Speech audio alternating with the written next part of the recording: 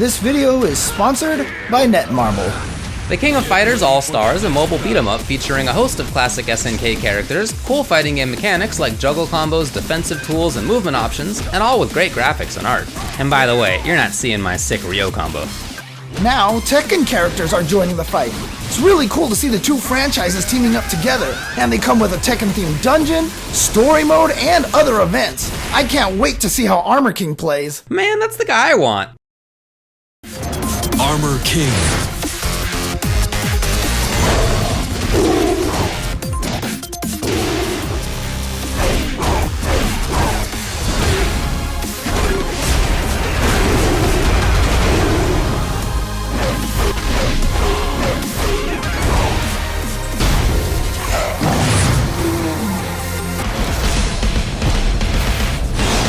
Download the King of Fighters All-Star now.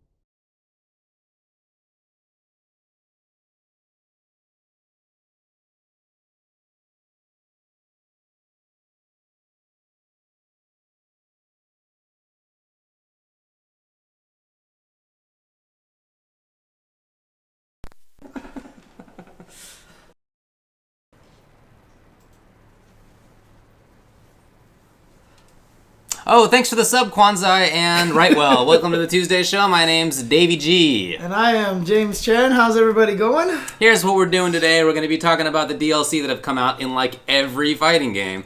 We're going to be talking about a couple of tournaments, including one, probably should have been big one. We're going to be talking about the YouTube news with the all capitals COPPA, the COPPA, Children's Online Privacy Protection Act. It's all good, dude. Okay. We'll have interesting 5-5 matchup discussions as well, and a few other items to point out in terms of the community as well. But let's begin by talking about the various game DLCs that have come out over the past few days. Yeah, there's a lot of stuff. There is. I mean, everything just seems to be happening at once, but it feels like that this is the way that the end of the year is probably just going to be these days, because this is where all the championships are, and it's time for Season 2, right, etc., etc. So, I was messing a little bit with Soul Calibur 6. Okay. I have not had a chance to mess with Hilda yet. Okay. I was trying to purchase the DLC. I saw and, that. like, It was a little process there. I was having some weird problems with that, but I did mess with Killick. I got to mess with like the new training mode. I mean, like,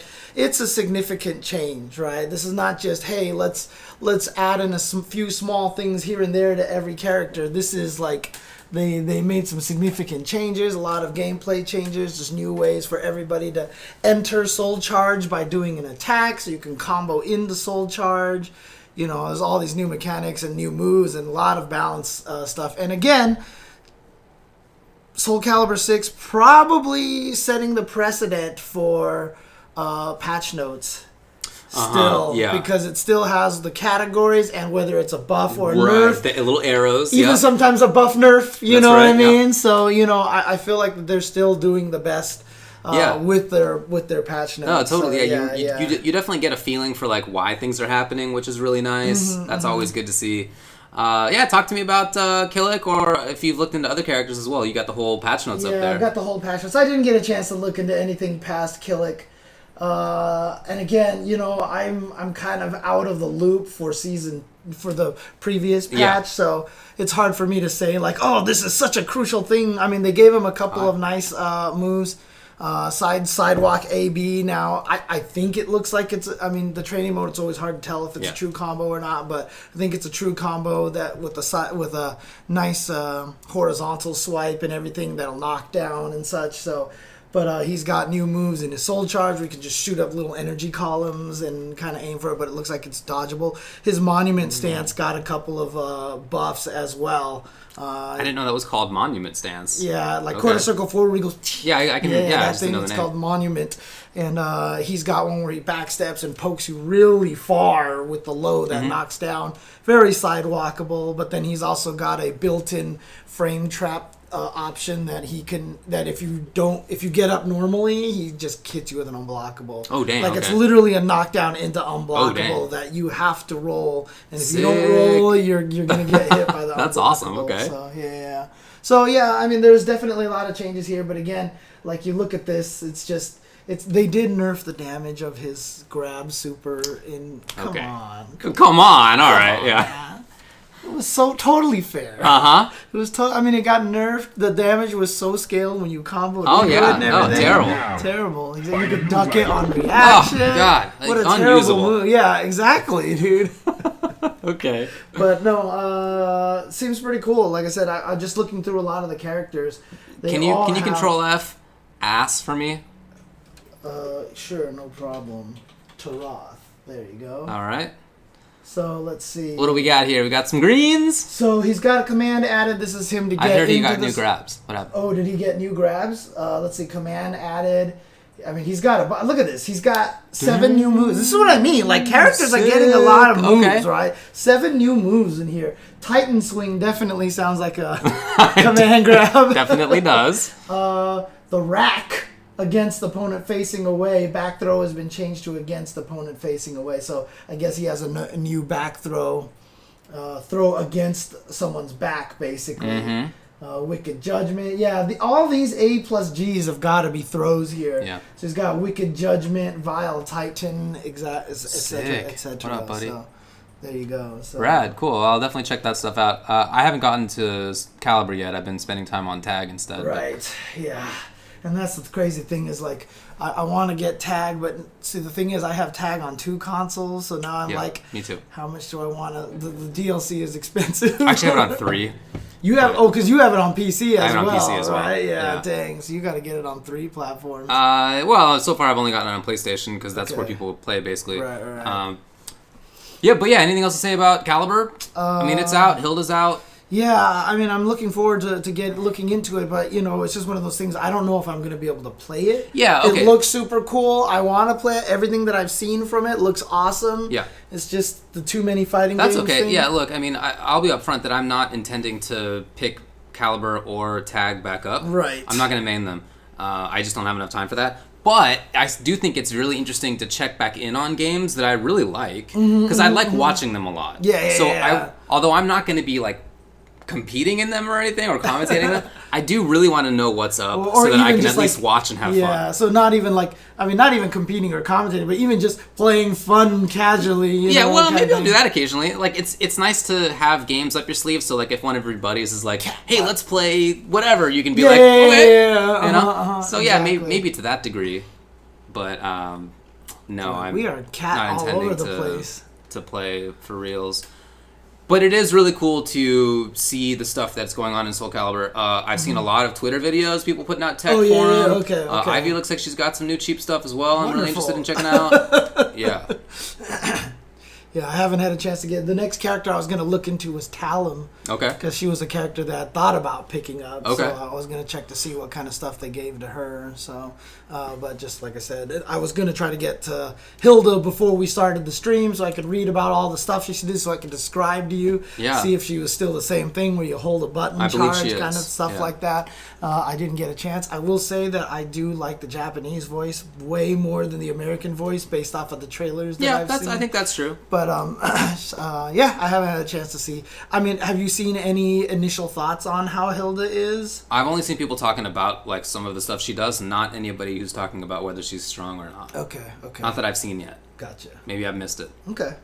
Yeah, that's true. Hilda and Hilda were both DLC. That is true. Yeah. If anybody does have impressions on Hilda in the chat, happy to spread it around.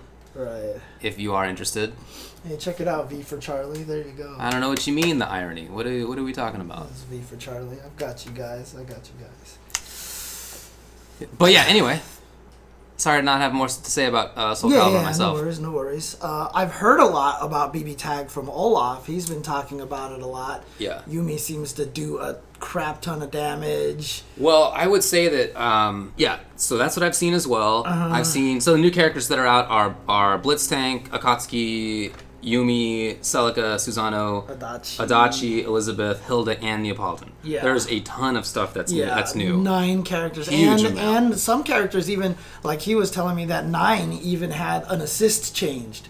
Like that's how I don't think I knew that. That's how significant some of the balance changes have been. Right. So yeah, so there you go. But from what I had heard from him, Yumi does a ton of damage. Right.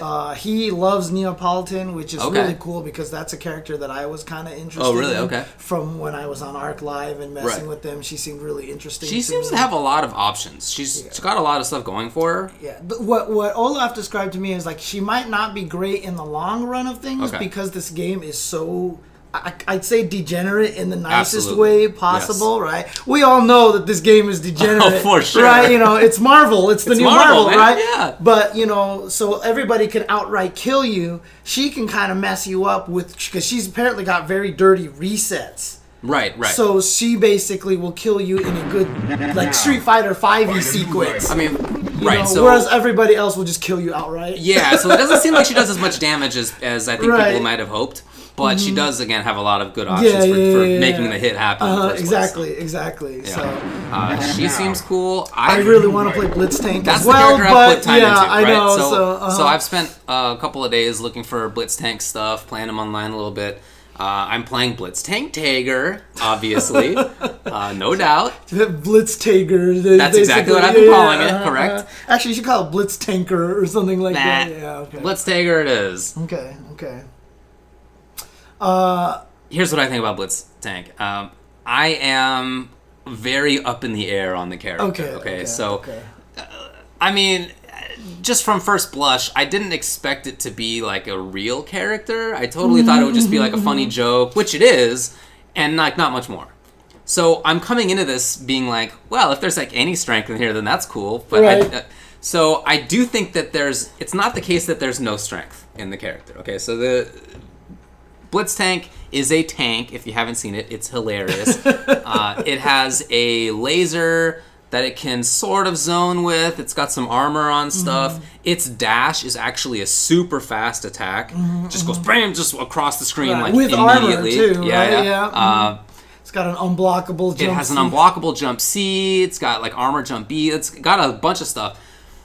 But like, what's its like anti-air? Like, how does it play footsies? Like, I'm not really. There's like significant parts of a fighting game character where I'm like, I don't know what this character is. But it does snowball really well because it has setups where you do whatever combo into like far away knockdown, jump C as a meaty because it's unblockable full screen. Right, you can and lock then- them down with an assist. or And something yeah, lock like them that. down. Right. So what I'm doing is that plus Tag or Spark Bolt. Right. And if they do any of the rolls or if they quick get up or whatever, then it's the same timing to just do jump C for unblockable, and the Spark Bolt's coming too, and now you're switching into Tager, and Right, Tager does his yeah. whole combo and yada yada. It's just it's huge damage on what is basically an uncombo. Right. So that's good. I like that. Is that enough to make up for the issues the character has? I don't know, because I feel like other characters are like basically It's killing anyway. You're basically saying the same thing about Yeah. what Olaf has said about Neo, Yeah. right? It's just, you know, you got to go for the reset uncombo kind of thing, whereas everybody else is like, I'm just going to kill you right now. And they buffed everybody's life, too. And Right. it still feels like everybody is just killing. Oh, it's Yeah. for sure. Characters get deleted. You can't play footsies with Blitztank because he has no feet. You have to tread carefully with him. Yeah. Nice work on there, Treadsies. Rizal. Treadsies. Nice basically. work. Anyway, I think he's an interesting character. I just is good. That I'm not sure. You about, know, but we'll the see. thing about it is, I think it's just going to be really cool that it turns out that he's not useless. Yeah. Okay. And he probably may not have tournament potential future, but I think he's good enough. It sounds like he's good enough, and maybe if you just find the right pair with him, that Yeah. some things. I could- really think Tager Sparkbolt like does a lot for the Right. character. I think Okay. Tager's really good in general. Yeah. Whatever. I mean, one of the things that Olaf was saying too is that, you know, he was saying Elizabeth seems really strong right Yes, now. that's what I've seen. Absolutely. Yeah, and Elizabeth zoning is really good, and 9 got kind of buffed, and he was actually saying that he feels like a zoning team of like Elizabeth, 9, and one of the other characters, I forgot who Is he it Hilda? mentioned. Hilda, Hilda's looking pretty wild right now. Yeah. So a team of those, between those three, is starting to look like it could be like zoning might be a real thing now in BBTag. That's my feeling too. I wanted to talk about Hilda as well. That's the character that I played back in Uniel. I didn't play Wald, I played Hilda in that game. And so I looked into her here. Back when BBTag came out, I tried to make a zoning team work. I just didn't think it was really plausible. Hilda, I think, definitely does that. Like, she is super good at just pushing you back out to a range where she's strong at. She's super good at taking up a bunch of space without really taking much risk. I think she backs up characters really well. I think she's a character I'm looking at that could be quite strong. As far as the other ones, I haven't seen too much of most of them. I've seen like Twitter videos of like Celica doing there's big damage 9 and stuff. characters, man. Come on, that's all. So bad. easy just to jump in. I haven't there. labbed every single one yet. I'm sorry. God, how could you not have? I mean, jeez. But there definitely is a lot to explore. I have an really excuse exciting. not having checked out Hilda. I can't believe you haven't checked out. No, I'm sorry, Soul Calibur Hilda. Indeed. Yes. No. God, that just made that joke Hilde way too versus hard. Hilde. Yeah, It's tough. Too It's hard. tough out there. Okay. But there really is a lot to explore, and in a game like BBTag, as I said, I mean, I'm not expecting to like really jump back in, super play it, but it's such an interesting lab game. It's the most interesting current lab game. And of it's any on the fighting game. Nintendo Switch. And it's on the Switch. So if you're traveling somewhere and you just want to like investigate a fighting game, it's the game. Right. Absolutely the fighting game to do that with. Yeah. So I'm just having a blast. Like I haven't played online a little bit, but I've mostly just been in training mode, finding stuff, and it's been super fun. Yeah. Super fun. Yeah, just as a little complete minor aside, but that's kind of one of the things I did last night too, because I was just like, I was messing with my Switch, and I was like, wait a minute, I have the Power Rangers game on here, right? Yeah. And it's been updated forever, so I updated it. I grabbed it. I don't have the Season 1 pass, so I don't have a bunch of the extra characters, but I started messing with it, and I was finding, like, some sick combos. So, I just played practically a random team. I was like, I don't know any of these characters. These 3. And then I found, like, a 90% damage I saw that combo, dude. That was cool. Yeah. And I was like, and, it feels so much more fleshed out than when I first played it. So it just, I don't know. It was, like, really, really cool. And even, I think the way that they put in the infinite prevention systems, the different infinite prevention systems, like they've really fleshed out the limitations. Like I can get 2 launches, but as soon as you hit with the 3rd launcher, they automatically flip out. And I'm not sure if that's how it was since the beginning, but it feels like it's really fleshed out. And so that's another one that I have on my Switch that I can just mess with anytime. I just need to pick up a Season 1 pass, or maybe try to see if Clockwork can, esports it. Yeah, I might try to have okay, got to esports your way in there. I mean, I should point out that I do think that game it's basically that game and BBTag that are the current gen lab games. Like those are the 2 to check out. Wait, which ones you're talking about? Power Rangers and BBTag. Yeah. Okay. I really think they're 2 of the better like ever at that. But have you messed with Power Rangers at all? I've only played Power Rangers a tiny bit. Okay. But it seems to me pretty clearly that it's very it's Marvel, right? So, yeah. It's another fighting game made by fans of Marvel. Exactly. Just like Skullgirls. Because Exactly Skullgirls on the Switch is going to be the same thing. Exactly. It's going to be a super labbing game, That subgenre, basically Marvel and its sequels, like, Power Rangers, BBTag, and Skullgirls, those are the best lab games. I feel no doubt about it. So anyway, I'm having a blast with Tag. What about Sindel? Let's talk about Sindel. Sure. So Mortal Kombat just got a new character out. Came out today called Sindel. She's not new. I mean, it's a returning character, to be clear. Right. Been in there since one of the early ones. She was there since MK3. Yeah, is that right? I don't remember now. MK3 is where she first. So in MK9, she was a zoner. She was like a hardcore zoner, and in this game, she's not really that, but she does have a variation where that's possible. So her base moveset, I think, feels really strong. Okay. She has great range. She has, 4-2 is half screen or more. It's gigantic and an overhead. Okay. Typically, when things are that range, they're highs, but this is an overhead, so you got to respect it, which is really good. So she gets the party started pretty well. Did she get a combo off of that overhead?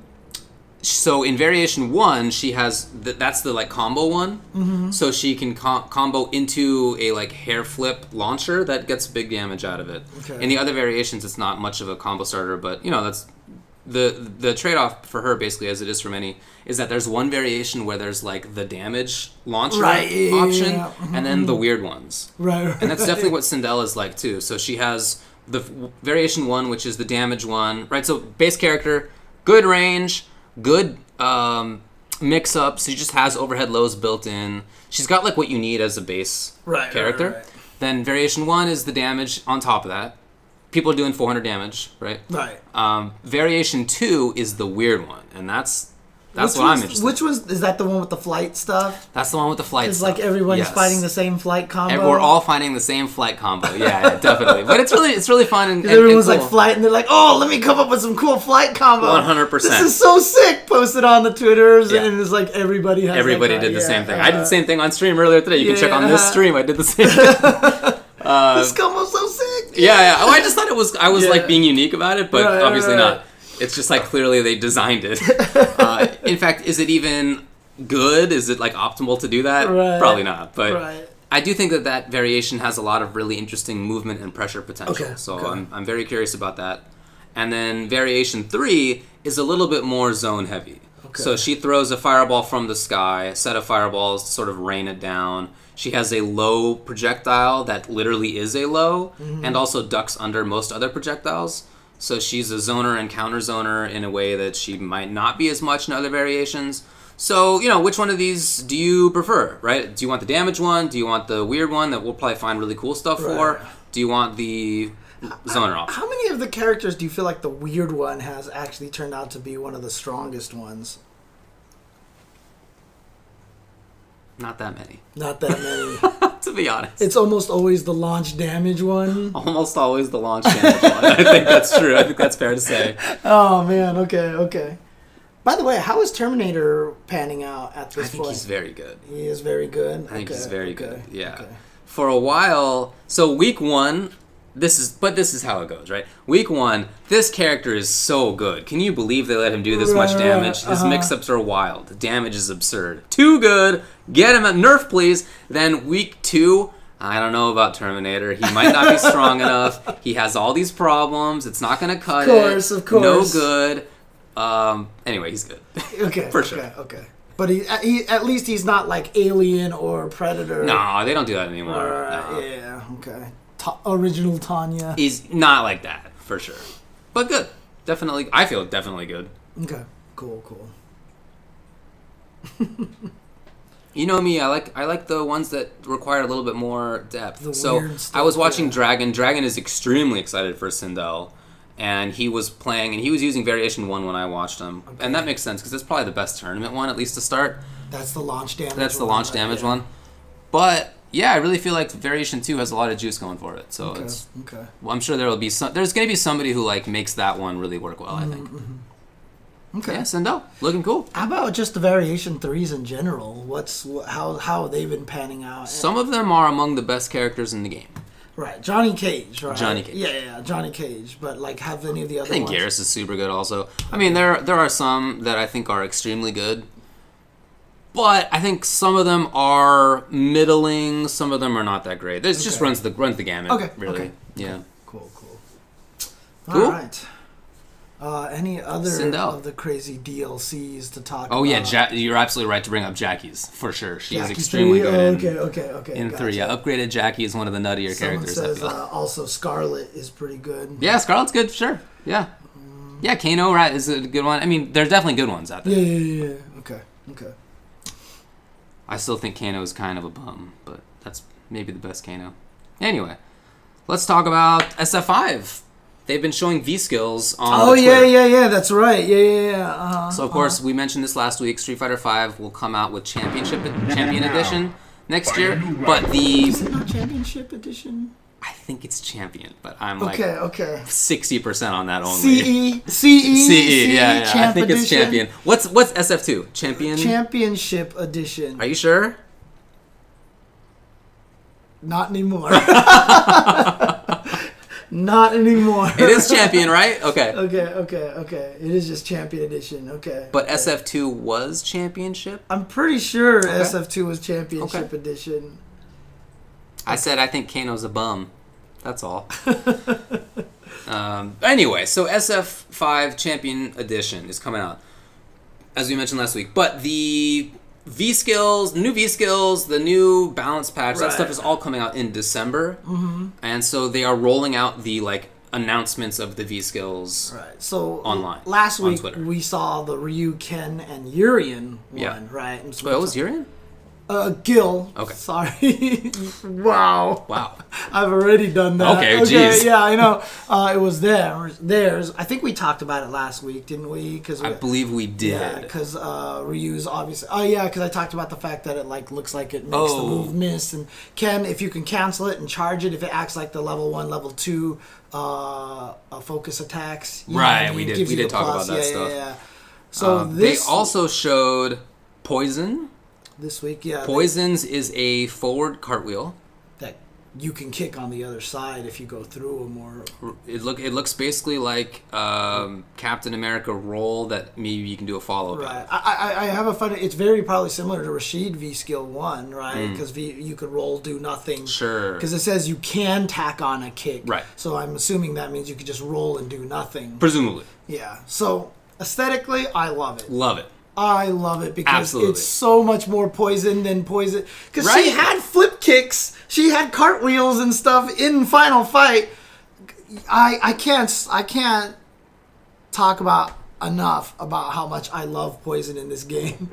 Even her U.S. voice is just so good. Great. I love her U.S. voice. I love without the star. You know, I love I love everything about Poison aesthetically in this game, right? Just I love the new hair. I love the whip play style. Oh yeah, she doesn't throw fireballs all day and uppercut. I mean, God, going from the character that in Final Fight was supposed to be the fast character that jumped around was annoying to the slow-paced fireball uppercut character was one of the most frustrating things. In Street Fighter 4's defense, it needed another character that had fireball uppercut. Right. Don't you think? Don't you think it didn't have enough? Maybe, but why would you make her EX Fireball better than Guile's EX Fireball? It definitely already had at least 7 of those characters, by the way. So, anyway. Okay, I got you. Poison looks super cool. The new V-Skill looks very interesting. Her existing V-Skill I really like, actually. So for her, I'm not sure what you would do if you're a Poison player, because I do feel like her existing V-Skill is good and useful for pressure and getting around fireballs and yada yada. Do you know if she does the V-Skill and the jump light kick, that's a true block string if it hits you very late? Because I've tried uppercutting in between, and I don't know if I'm just too slow or I think the light one might be, but I don't know if that leaves her plus or not. The people I play against never do that. Well, I guess I don't also have a DP, so I'm not sure. Okay, fair enough. Nobody ever does that. Fair enough. Okay. There was also Cody. Now, here was something interesting. So, Cody has this new sway. Yeah. So, did you see Hoji's video? Hoji FGC. He said, here is Cody's V-Skill 2 before it was announced. Oh, damn. He's like, this is what it is. Okay. And he was going through Omega Mode videos. And Cody had a dodge. And he was like, this is 100% going to be... Because look, this is in there.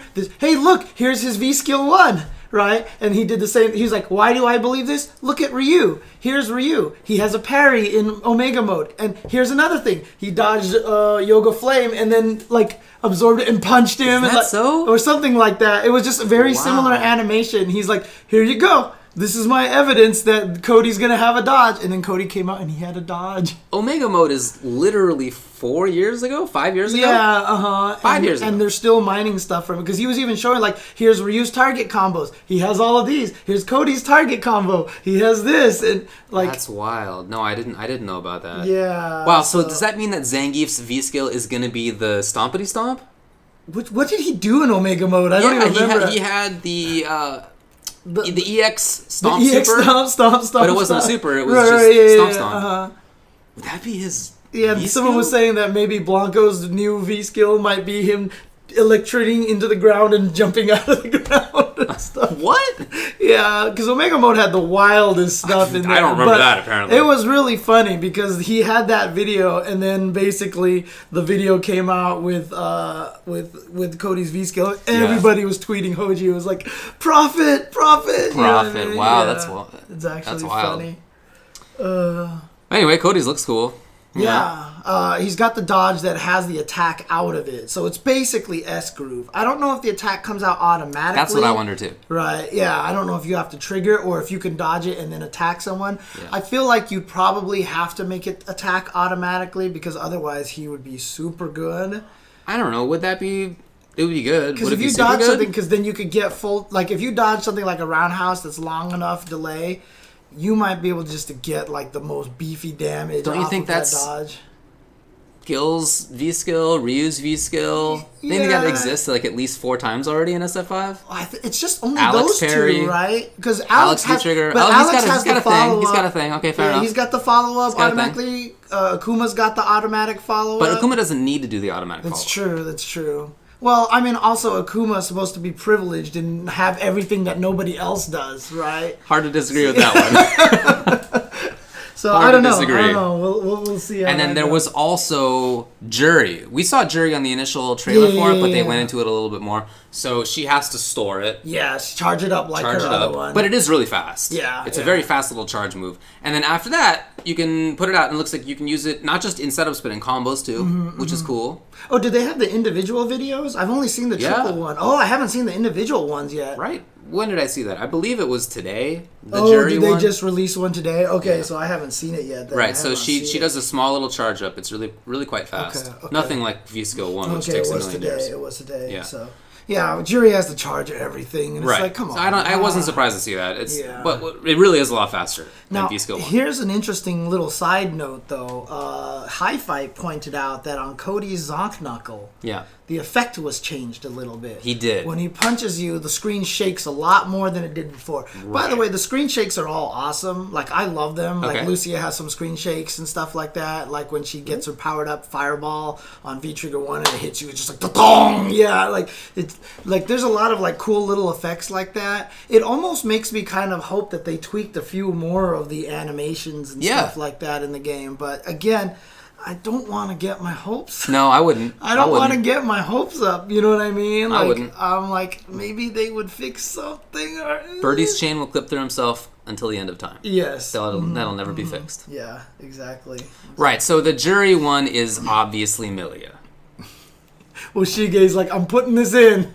Street Fighter V Battle Director and Evo Top 8 finalist Woshige, who played Milia. Right. The inspiration is obvious. Jury's getting a new move where she jumps in the air, she throws her hairpin at you. Right.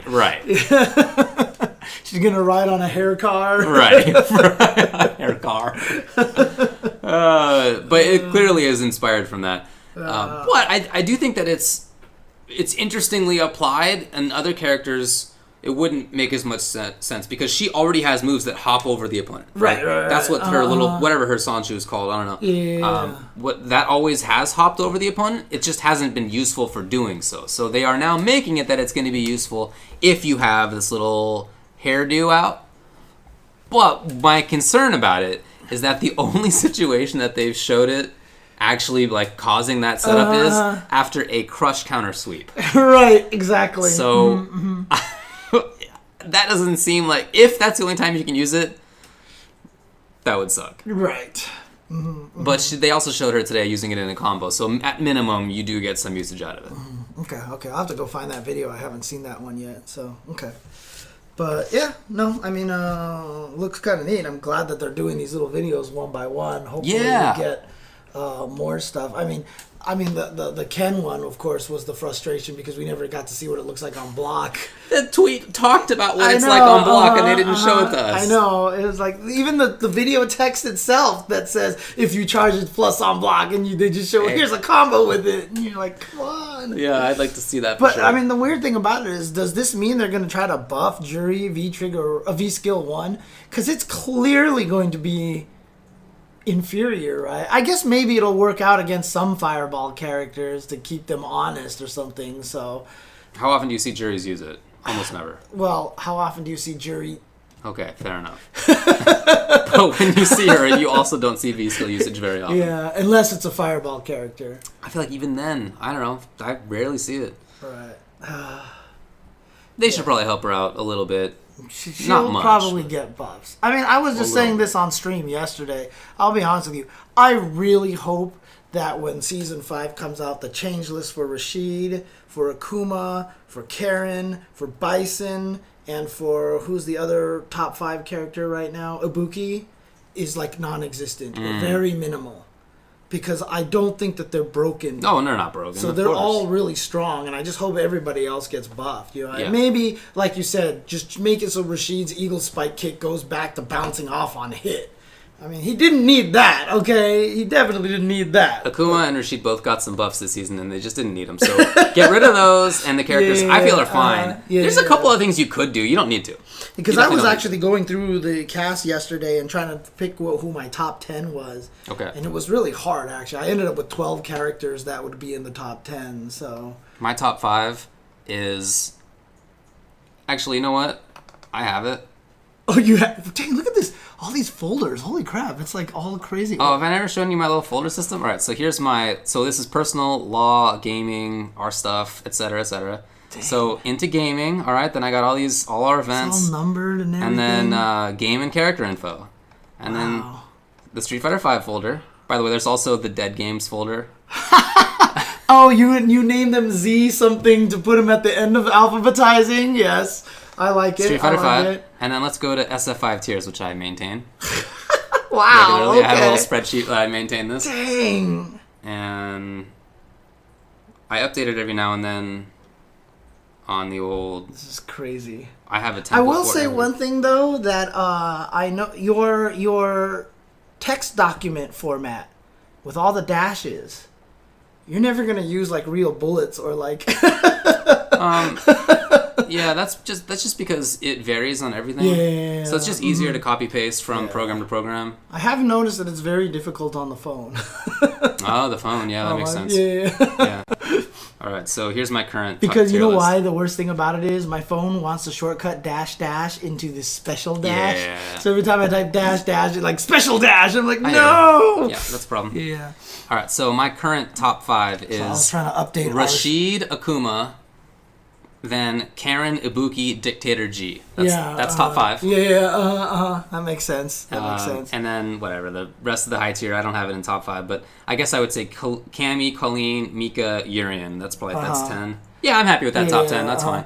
But Zeku, Manat, Nakali, Birdie, Abigail, Zangief, Blanca, Gali. Yeah, that's all pretty much. That's my high tier. That's all pretty much what I had in there. I don't have anybody in bottom tier. And the only characters I think are in low tier are Claw, Ryu, and Nash. Yeah, so my top 12 was Rashid, Akuma, Karen, Ibuki, Dictator, G. I had Cammy. I think I put Mika, Zeku, maybe Abigail and Birdie were in there, something like that. It was something weird like that. But the balance is really good. They just need to buff the poor guys at the bottom. Yeah. Claw, Ryu, and Nash need a little bit of help. Yeah, Ed as well. Yeah, Ed and Kage, I think. Kage could use some help. There's others I who could use rated help, them of course. in terms of 1, you just need a tiny little buff. 2, and maybe a good buff. And 3 is like, man, you need like a crazy, like, you need help. And I think I only had 2 characters and you need help. Yeah. One of them, which is just Ryu, because I wouldn't mind if he was top tier in the next why not? season. Yeah, like, that's fine. I want him so buffed up that he's top tier. Yeah. Because I'm sick of Ryu being poster child of sadness right now.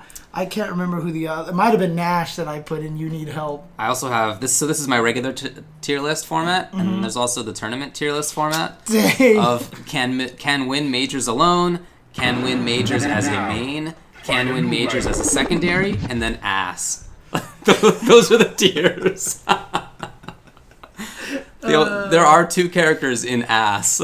IMO. Oh gosh, these guys in the chat are all talking about Lucia. Let me tell you, man, I have all the Ryu and Nash are in ass. I have 5 or 6 changes that I would give to Lucia, except you can't give them all of them because then she'd be too powerful.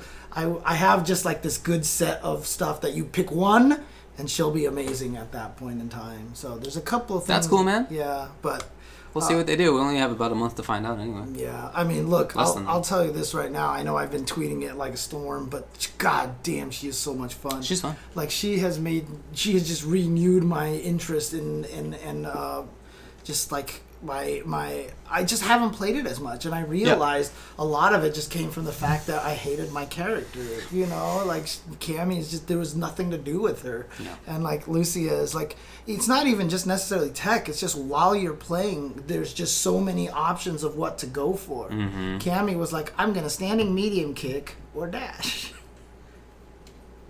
Yeah, I mean, yeah. That was it, and it was just But Lucia is just like super, super cool. I'm not poking the cat. I'm picking things off of her. So check this out. Dust stuff. So each spot in here has a little drop-down menu that automatically populates based on the list of the characters, and you can, whenever you accidentally put 2 in there, it'll say that it's too many and that you need to change and put them somewhere else.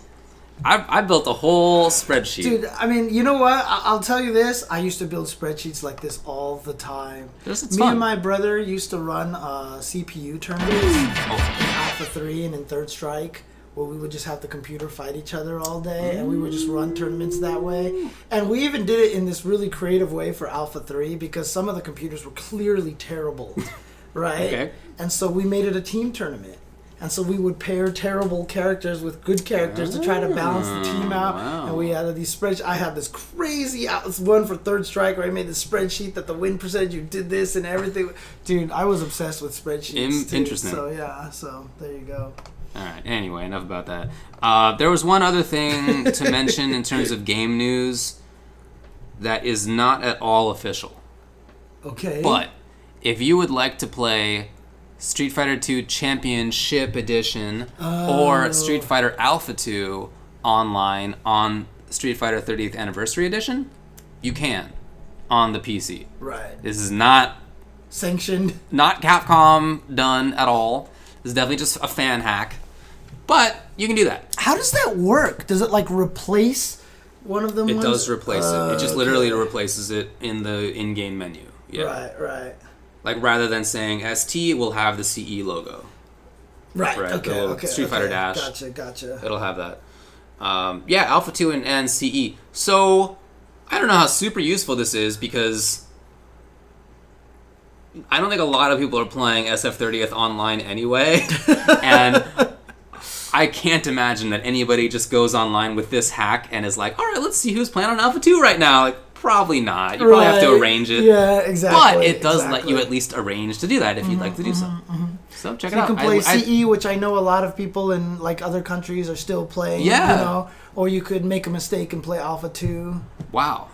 You don't want to play the Street Fighter in the Alpha games? There's one Street Fighter game in the Alpha games. Yeah, I know. It's Alpha 3. It's Alpha 2. No. Street Fighter Alpha 2 is clearly the Street Fighter of the Alpha games. For sure, yeah. But Alpha then 3 is it the has, anime game. But then it has custom combos, and then the custom combos, and the alpha counters. Man, if you never want to see how annoying alpha counters could be, don't play Alpha 2. Okay. Because it's like, hey, I'm down to a chunk of life. I can't win. Yeah. Like, you want a game where there's no comebacks? Alpha 2 is your baby right there, man. Oh, God, it was so annoying. I hated it. But yeah, that's it. That's all I got. I tweeted the hack out Poke the cat. a few days ago. If you're curious, you can check it out. Just check it out at UltraDavid on Twitter. Okay. I didn't make it, but I did just, pump it up. Right, just to see what it was like. Right. I tried it. It worked. Okay. Well, I didn't get to play anybody because You didn't arrange it. nobody was just online to play CE with me. But I assume it works. This is funny. Oh, actually, you know what? I totally forgot to do this. No wonder it's been kind of weird for me. I forgot to put the chat on the TV up there. Indeed. So that's why I was like, why do I feel like I'm not as engaged with the chat today? Because I forgot to put it on this window. Dang, SC6 is on sale for $17. I missed that news. Is it? Is that a fact? Soul Calibur 6, huh? Okay. Very cool. All right, but yeah, that's it in terms of game news and DLC and so forth. Okay. So there you go. All right. Well, let's briefly talk about some of the tournaments that happened over the weekend. Sure. Now, last weekend was an incredibly busy weekend. This is not quite as incredibly busy, but there still were a few things to talk about. The biggest one, should have been the biggest one, was the Dead or Alive 6 World Championship. Yeah. And unfortunately, I didn't even know what was happening this weekend. And that's kind of like the Soul Calibur one that happened recently, the one that was at the Esports Arena in Vegas. Like, that was on the same weekend as some other events as well, and I just didn't hear anything about that one. And yeah, I mean, I think that they... I did hear about the Calibur one. I guess I heard about this one too, but I certainly didn't hear much. Right. Mm-hmm. And I'm not deeply plugged into the Dead or Alive scene, to be frank. Mm-hmm. But I do have some friends who are, so I saw them talking about it and then tweeting about it. But yeah, it felt like there wasn't a lot of press about it. So, unfortunately, I read about a bunch of problems. Okay. So I was in Japan. They played a bunch of matches in the top 16 simultaneously. Mm-hmm. A lot of it was not streamed. Right. Okay. So if you wanted to watch somebody play online, then you couldn't do it. If you were even in the venue, since 2 matches were happening at the same time, you couldn't watch both. Right. Right. Okay. So even if you're somebody who's not on stream, a viewer, if you're just there, like you took the time to go there, you still didn't really get the full like. Mm-hmm. I mean, top 16 of something like that. Top 16 is almost always when all tournaments halt and play everything. You just on play stream. it out, yeah. And if if this is like specifically the World Championship, right? You gotta do that. I feel I was very surprised to read that they didn't do that. Someone says that the brackets. Gundam Jehudi Kai is also saying the brackets were kind of screwed up. Oh, I didn't hear about that part. Yeah. Okay. You couldn't even watch the Last Chance qualifier. Right. Oh, jeez. Right. Okay. Nah, it sucks. Yeah, it's unfortunate. Okay, it definitely was a big bummer. I read that they were streaming like the vacation stream or whatever the game has. Like the game has some alternate mode or whatever where it's like I don't know if it's the volleyball one, but it's like it's not the fighting game. Okay, it's like whatever other version of it there is, whatever other mode. Yeah, and they spent more time on Dead or Alive Venus Vacation than matches. Oh, there you go. I guess that's what I'm talking about. That's what Showbiz says here. Oh, it's just DOA Extreme 3. Okay, okay. Extreme Beach whatever Volleyball. it was. Yeah, but it wasn't the DOA 6 World Championship that I. That's really unfortunate. So. Yeah, okay. That is very unfortunate. Yeah, but I mean, as far as the tournament goes itself, it was a U.S. player who won? Yeah, Hoodless won it from the Chicago area, right? Who won the Soul Calibur tournament? Was it one of the Japanese players or? What are we talking about? The recent Soul Calibur 6 championship. I can't remember who won that one. Soul Calibur 6. Invitational. I think it might have been the dude Skill, from France. Skill. Okay. Yeah. So it's interesting to me about both of these games are won by non-Asian, non-Asian based players. So yeah. That's all I was trying to get at. So I kind of remembered it wasn't him. So it wasn't a Japanese player who won the Soul Calibur one. So. Yeah, COD DOA 6 was won by COD Hoodless. Then Crazy Steady got second place. Then third was Comp Ceologica. Then fourth was Axel Excalibur Blades. Then fifth was Crazy Gehaktball. Cool. Fifth was Futagon. Then seventh were Comp Teru Rock and Electrified Man. Doesn't sound like there was that many Japanese players in there at all. Actually. Ninth places were Fuachin, Keisuke, Quiggle, Tani, then Shimazu, Comet Ari, Black Moon Rising X, Kai Dragon. I would assume some of those are Japanese players. Okay. Yeah, there you go. So, unfortunate. I read a whole thread by a couple of DOA people who were just not just disappointed with the World Championship and how it went, but also just sort of how the game has gone. And, because it hasn't been out that long, right? Right. And there was talk that it would be... Some people wanted it to be at EVO this year because it was going to be a new game. And it just hasn't really panned out, I think, as some of the players wanted. Yeah. Not to say that the game itself is not a good game, but the way that the sort of the impact on the scene, how the World Championship has gone, all that sort of stuff. The community is not growing, kind of thing. Yeah. For Soul Calibur as being as small as it is in relativity to Tekken and Street Fighter and Mortal Kombat and all these other games, the community is growing.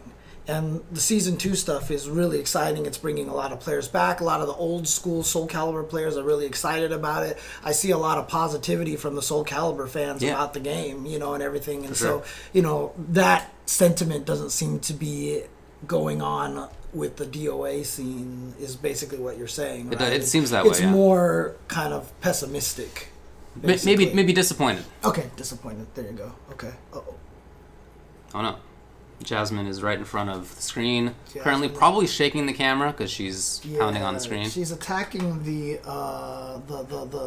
piece, the victory fingers, basically.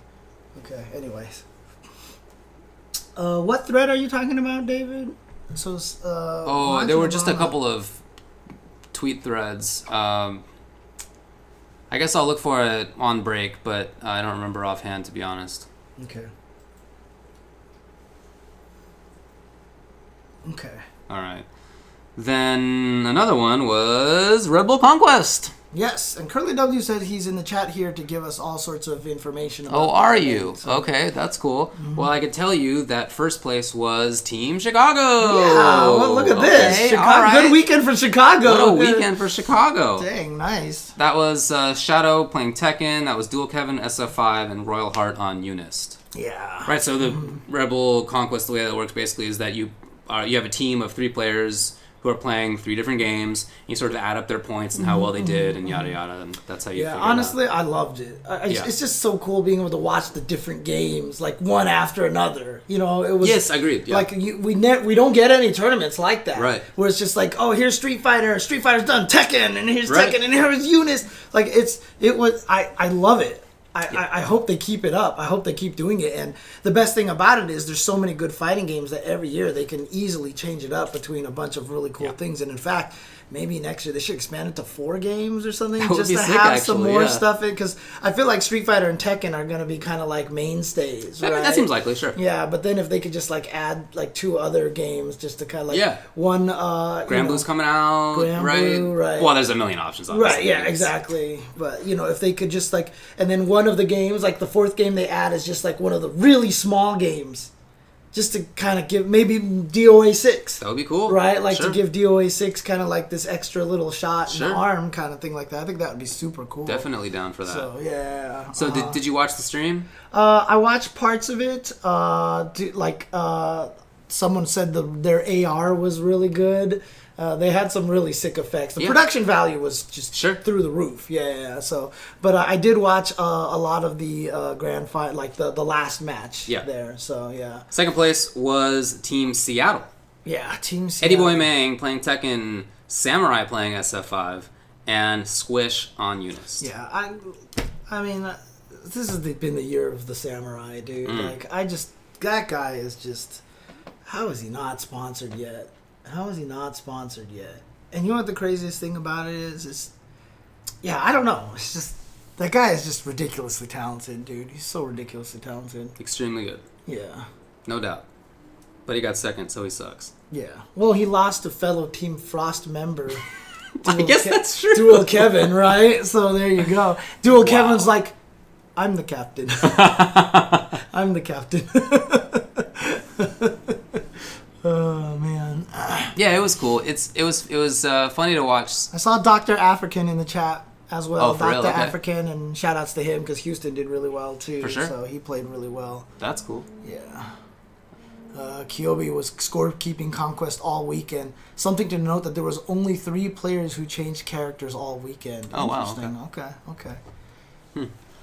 Well, I thought it was cool to watch the commentators because like almost none of them like plays all of those games. Yeah. I mean, I think Sammy might, but Sam was like the only one who really knew Tekken and Unist, right? Right. So, dude, I just got potential spam on my phone from Chicago, Illinois. Wow, Chicago's everywhere, dude. Quite a night. Chicago is everywhere. Anyway, I thought that was funny because it's never easy to commentate a game that you don't know if your mindset is like, talking about what is happening in the game. But if your mindset's more about like goofing off and like having a good time, then it can fit fine. That was what they did. And I thought that was a really good. That's like a good style choice if you don't know the game. Especially Yipes, he's the best at it. Yeah, he's clearly the best at that, right? So yeah, Vicious knows Unio. That's right. That's right. He learned the game. Does he play Unio? Well, he learned it for one particular reason. Okay. Yeah. So. Oh. And that's the end of the sentence? That's the end of the sentence. Oh, wow. All right, man. I don't know. Oh, you don't know the story behind that, huh? I guess not. Oh, dang. Okay. All right. I don't know if I want to talk about it here. Jeez. So, yeah. Okay. But yeah. Everybody knows this story apparently, not. Anyways, maybe I forgot maybe it? you do know. You probably know. You probably know. Okay. Well, anyway, I just wanted to say I thought the commentary was funny and the games are good and the production was great. I love the format of the event. I love the format of the event because I loved seeing the games mingled with each other. That's just we don't get that anywhere except for the jump off at Evo. You know what I mean? Okay. But like even the jump off at Evo, you're just kind of going into one, and here's a replay. But like this one, you're jumping between the games, and they all matter at that particular moment, and it's really cool. It was just really, really cool to see that. So. I agree with you. Okay. Well, that's it for that. Unless there's anything else to say about Rebel Conquest. No, that's all I've got. Unless there's anything Curly W. I didn't see a full list of results online. I just remembered watching the grand final, so I wrote it down from memory. But I didn't actually find like a full list to use for this. Yeah. Oh, are you about to write a huge amount? Curly W? What do you got for me? He's using his hands for his legs. Yeah, I know. Oh, yeah. He started singing one of the capoeira songs, which is funny. I used to do that. I used to do capoeira as like martial arts. Oh, so you knew that song? Okay. So I knew a bunch of songs. Do I now? I probably still know a couple because they're super simple, but they're all like Brazilian Portuguese, and then. So Good Normal says that... it was a lot of fun. All right. Good Normal says that a bunch of fighting games are on sale on Steam right now, not just the ones that we mentioned earlier. So it sounds like a bunch of them are on sale right now. Okay. So, okay. It would be cool if they... Ow! Awesome. Ow! So Majin Obama says it would be cool if they had to register teams so it forced players to take more interest in the other games. I mean, didn't... Oh, I see what you're saying. So instead of having it so that they just won their region and became a team, that they actually had to register a team to play in the first place. You know what I mean? So it wasn't the winner of the Street Fighter tournament teams up with the winner of the... I see. You had to pick the team ahead of time. I kind of like that it is like that. I like that there's the qualification process. Yeah. I mean, the hard part about it is obviously, Terrence representing Team Orlando, Mikey representing Team Seattle. They're not really from those areas, you know what I mean? But... I mean, you got to defend your home turf, right? I mean, that's just kind of how it works. So, and I mean, it's kind of how sports stuff works anyway, right? People always get traded and stuff like that. So, full results on the Smash GG. I see that. Yes. So I don't know if you open that. Boy, up. that's super complicated looking. Keep the qualification process. Just have to register and compete as a team. I mean, technically. Isn't that's how they do it, really? There was no Atlanta event. Okay, fair enough. So Terrence didn't have a home city to go to. Yeah. Well, it's not really like a here's the top 1, 2, 3 situation, but then third place was Houston versus Orlando, and Houston won it. So that was Dr. African and Trill and Goiji. And Goiji, yeah. And then on Oakland, it was Nephew, Jimmy J. Tran, and Tensei. Right, so if Majin Obama says keep the qualification process, just have to... Okay. I understand what Majin's saying now. I understand. Okay, I got it. I'm confused. I thought he meant keep it how it is, that they win by qualifying each of the games separately, but then forcing the registers. I'm like, isn't that... No, okay, I got it. I got you. All right, enough. Yeah, what happened to Punk? He didn't do very well at this tournament. Indeed. Do you think he's the saving worst. some of that moxie? No, right I think he now? sucks now. I think he's. Yeah. I think his time has passed. I think it's about time for him to retire. You know, he was thinking about going to college and he decided not to, but I think now's the time. He's an old fighting game player now, right? Yes. Yeah, he's like 20, what, 20? 20-0, I think, is what it is. Yeah. He's old for a fighting game player now, man. I mean, what do you do? What do you do? Time to retire. Is he 21 for real? Actually, no. Yeah, I see you, Thomas 5K. I see. All right. So there you go. It was pretty cool. I enjoyed watching Red Bull Conquest. Shout outs to everybody. It seemed like a good show and a lot of fun. Talk to me about the thing that you went to. So I went to Utah, and just in time, Thomas 5K jumping in the chat. I'm also wearing my Utah FGC Get Good Gaming here, I see basically. Get Good FGC is their Twitch channel and everything like that. I was very impressed when I went there, because it's like, oh, hey, this is our local community. We're here to do all this stuff. So, you go there and you're expecting to see just like a mini. I mean, they had their stream station. They had their banner behind them. Yeah, they had this beautiful venue, which was basically a boxing gym. Isn't it literally a boxing gym? It's literally a boxing gym owned by Soldado X, who just went to one of their tournaments one time and was like, this is really cool. I really like these guys. You want to use my venue? Boom, there it is. And so they have this boxing gym where they play the stream match in the boxing ring. Right, I saw that. And honestly, like, these guys have a really nicely produced stream here. Not only is it just well produced, but Thomas Winkley, who's one of the TOs, and I think Jose was one of the other TOs, Joey, those three guys, they run this every month and they build up points. And so this was the year-end event for them. This was their Capcom Cup to find out who was the best player in their in Salt Lake City. Like a kind of classic Ranbat format. Yeah. So they did the exact same thing. You win, you build up points. You build up points. They had an LCQ on Friday night for a player to try to get into it. So they had 7 players qualified for Tekken and for Street Fighter. But they were playing everything. They were playing some Unist. I saw a lot of Guilty Gear and everything like that. It was just a really cool thing to see. Like it seemed like, I mean, when I think of like, oh, here's this local that's kind of doing things like, I don't expect, Shiggle BMX Garage kind of things like that. But, I don't necessarily expect much as a step up from that. But I felt like that this was really, really nicely produced. I mean, the motherboard fried on the streaming PC because of a defaulty surge protector. And they got a new one in there in like 30 minutes because they had backups and stuff like that. I mean, the guy had to drive to downtown and come back, but they got it back up working again. Wow. But like, it wasn't just like one of those things where it was like, boom, dead. Well, that's the end of it. Very nice. You know what I mean? So they actually had a lot of stuff going over there, and it was really, really cool. So, how many and the players were really good, too. The players were really good. How many people would you say were there? Inside the venue? Yeah, I mean, playing, hanging out, whatever. Like maybe... Well, Friday night was definitely more crowded when the LCQ was there. Oh, okay. So the LCQ during that time was probably like more than 50 people. Okay. Yeah. So there was a lot of people. Super in there. Cool. Yeah, it was really awesome. Thomas 5K got second place in the Street Fighter tournament. So nice. No, actually, he ended up getting third. Sorry, Thomas. He got third. He got third place. Yeah.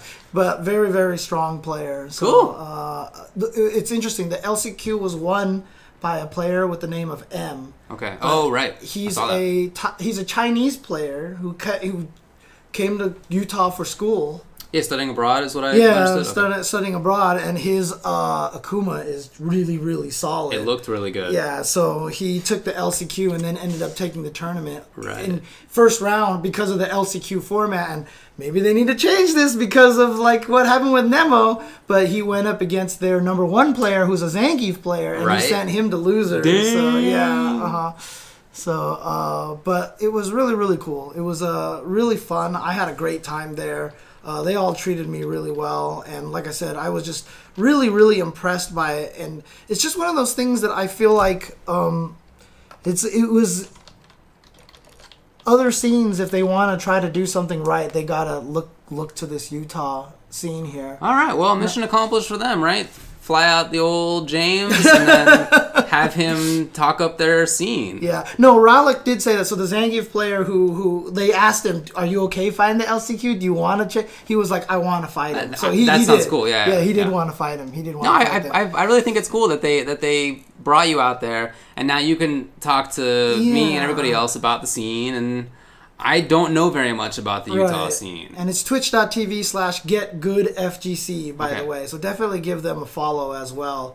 But like I said, I really like that because also the building up of points every month. They also do a bar fights every week as well.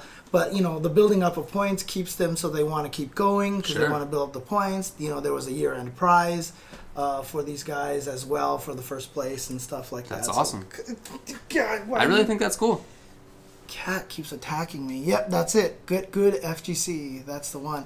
And yeah, the stream produced. They had 2 streams going on at one point in time and everything. And so, like I said, it was just really impressive. Like it was like a mini Wednesday Night Fights. You know what I mean? Like obviously Wednesday Night Fights is like almost like a mini major every week, right? But it felt, you know, comparable to the early days of Wednesday Night Fights. I think that's really cool that they are doing that, and that also they had you come out so that you could talk about it. Yeah, and also, really cool. I mean, honestly, V for Charlie. So another thing too is it was Thomas 5K's fault, by the way. He's like, I want to play you, James Chen, and I was like, I suck, dude. I'm like, I'm not good at this game, and I've been playing Lucia for like 4 days, right? He's like, let's play. So we started playing. He's just destroying me with every character he picks. Nice. Right? He's like, pick a character, kill me, and then like everybody got in line, like, I want to play James, and so it became the beat up James Chen line. Okay. So I basically got beat up by everybody there, but you know, I did pick up on some stuff and I started getting more, and then V for Charlie sat down for a very, very long time and we played like 30 games in a row and we were just playing, and I switched to V-Trigger 1 to figure out how that thing worked better. It's so much better than V-Trigger 2. It's not even funny. Like, which one's which? I don't know the numbers. V-Trigger 2 is the baton, and V-Trigger 1 is the I have now all of my moves are EXs, basically. Right, okay. But the main reason why it's so much better, even though it's 3 bars, is because you can cancel run EX V-Skill into it, and you can't do that for V-Trigger activation 2. point. Yeah, it's just, it's such a better activation point to have, and then it has mix-ups, it has damage output and stuff like that. The other one seems to have damage output, right? And safety and stuff? It has the safety and stuff, but it's just hard to find ways to get in to use it. You know what I mean? Okay. So they both seem good to me. I don't know. Yeah, but thank you for V for Charlie, and also just another thing too to kind of expand on this too is like it's another one of those scenes that I felt like everybody in there is using their talent for improving the scene, right? So there's the guys who are streaming. Obviously, you always need the technical guys to do it. Thomas Winkley and Jose and Joey, like the guys are running it. Salado X is the one who has the gym and everything like that. V for Charlie is a graphic designer. This is his shirt. That's cool. He actually designed the shirt. He designed the Get Good FGC logo. He did all the stream assets and stuff like that. They have one guy who just goes out there and all he does is just DJ there. He was like, he just showed up. He was like, hey, you mind if I bring my DJ stuff? And they were like, sure. And he brought like full on it. So he's just sitting there playing music in between matches and stuff like that. So like literally just what a fun night. Yeah, their community is just it seems really, really cool. You know, I talked to them, I was like, you guys seem really close knit, and they're like, well, there's some drama, but you know, that's every scene imaginable. So but of course. It was really, really cool. I was really, really glad to see it. One Alski Blanca player. He played the best that everyone was saying that they ever seen him play in that top 8. That's awesome. So it was really cool. I was actually really happy to see all that stuff. Well, thanks for all the follows here. Thanks. I mean, I'm sure we'd both be down to come to Dallas. I was just in Dallas not long ago. Yeah. For other stuff. I mean, when I came down to Dallas for the Super Turbo stuff, it was very similar, right? Because I got to check out the Free Play Arcade, Dr. African, in wasn't in Dallas, it was in Fort Worth? Fort Worth, yeah. Was it Fort Worth? No, that's where the fort is. Arlington? I can't remember. Arlington. Thank you. Trying to name my Tiny cities Titans. in, Yeah. oh, Arlington. It was in Arlington. Yeah. So that was the one. But that was similar. I got to see them. They were the ones that had like the kids' night for Super Turbo. Where That's they had right. the kids playing each other and stuff like that. It's really cool to see all these different scenes like this, and and just to see the kind of effort that they are putting into this kind of thing. You know what I mean? It's like, it sucks because a lot of times they don't get the shine. They definitely do not. I mean, look, we've talked about how super lucky it is to be in LA and New York, right? Essentially. But while these are the scenes that you see the most, and maybe to a lesser degree like a few other scenes, there are scenes all over the country and the world who are putting in work. It's all over the place. I mean, even saying, like, when you actually visited NLBC very briefly recently, right? That was a year and a half ago. It was a year and a half ago. But, I mean, NLBC is really small and everything like that, The physical location Yeah, of it? the physical location. Yeah, it's the size of your upstairs, basically. Yeah, so, I mean, like, honestly, maybe smaller than that. Like, I almost imagine that the Utah one is probably like bigger and like has a nicer venue and stuff. Oh, I'm like sure that, bigger and nicer venue. Yeah. So yeah. I mean, NLBC is like in Brooklyn, where it's got to be dense and stuff. But obviously, one of the things that scene is trying to do is they're trying to get good enough so that they can beat Gustavo, right? So Gustavo is the white whale. Gustavo is clearly the best player in Utah, in Salt Lake City, right? Gustavo was supposed to show up. He thought the LCQ was on Saturday. So he just didn't show up on Friday night. So he just didn't show up on Saturday at all. Otherwise, I'm sure. The finals for the LCQ would have been really interesting if it was him versus M. Right? It would have been really interesting to watch that. But it's really cool because even I was talking to Gustavo at NARF. Because I was like, hey, what's up, Gustavo? He's like, I heard you're coming to my town next week. And I'm like, yeah. And he says, like, one of the coolest things about it, too, is that this scene sprung up.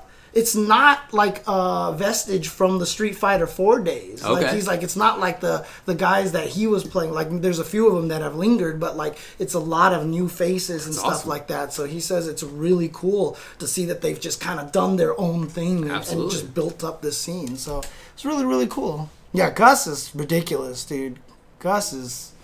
He blew himself up in many, many ways, physically and just quality in the game, so... Video games were banned in Utah until 2006? Is that true? Come on. Don't listen to this guy. I don't know how sarcastic Curly W is. I don't know how sarcastic he is, dude. No, it's not true. Okay. I mean, look. Like fundamentally, it's like under the same constitution that California is under. Yeah. Okay, fair enough. Oh, God. You got. Damn you. All right, I'm going to ban Curly W. Is that okay?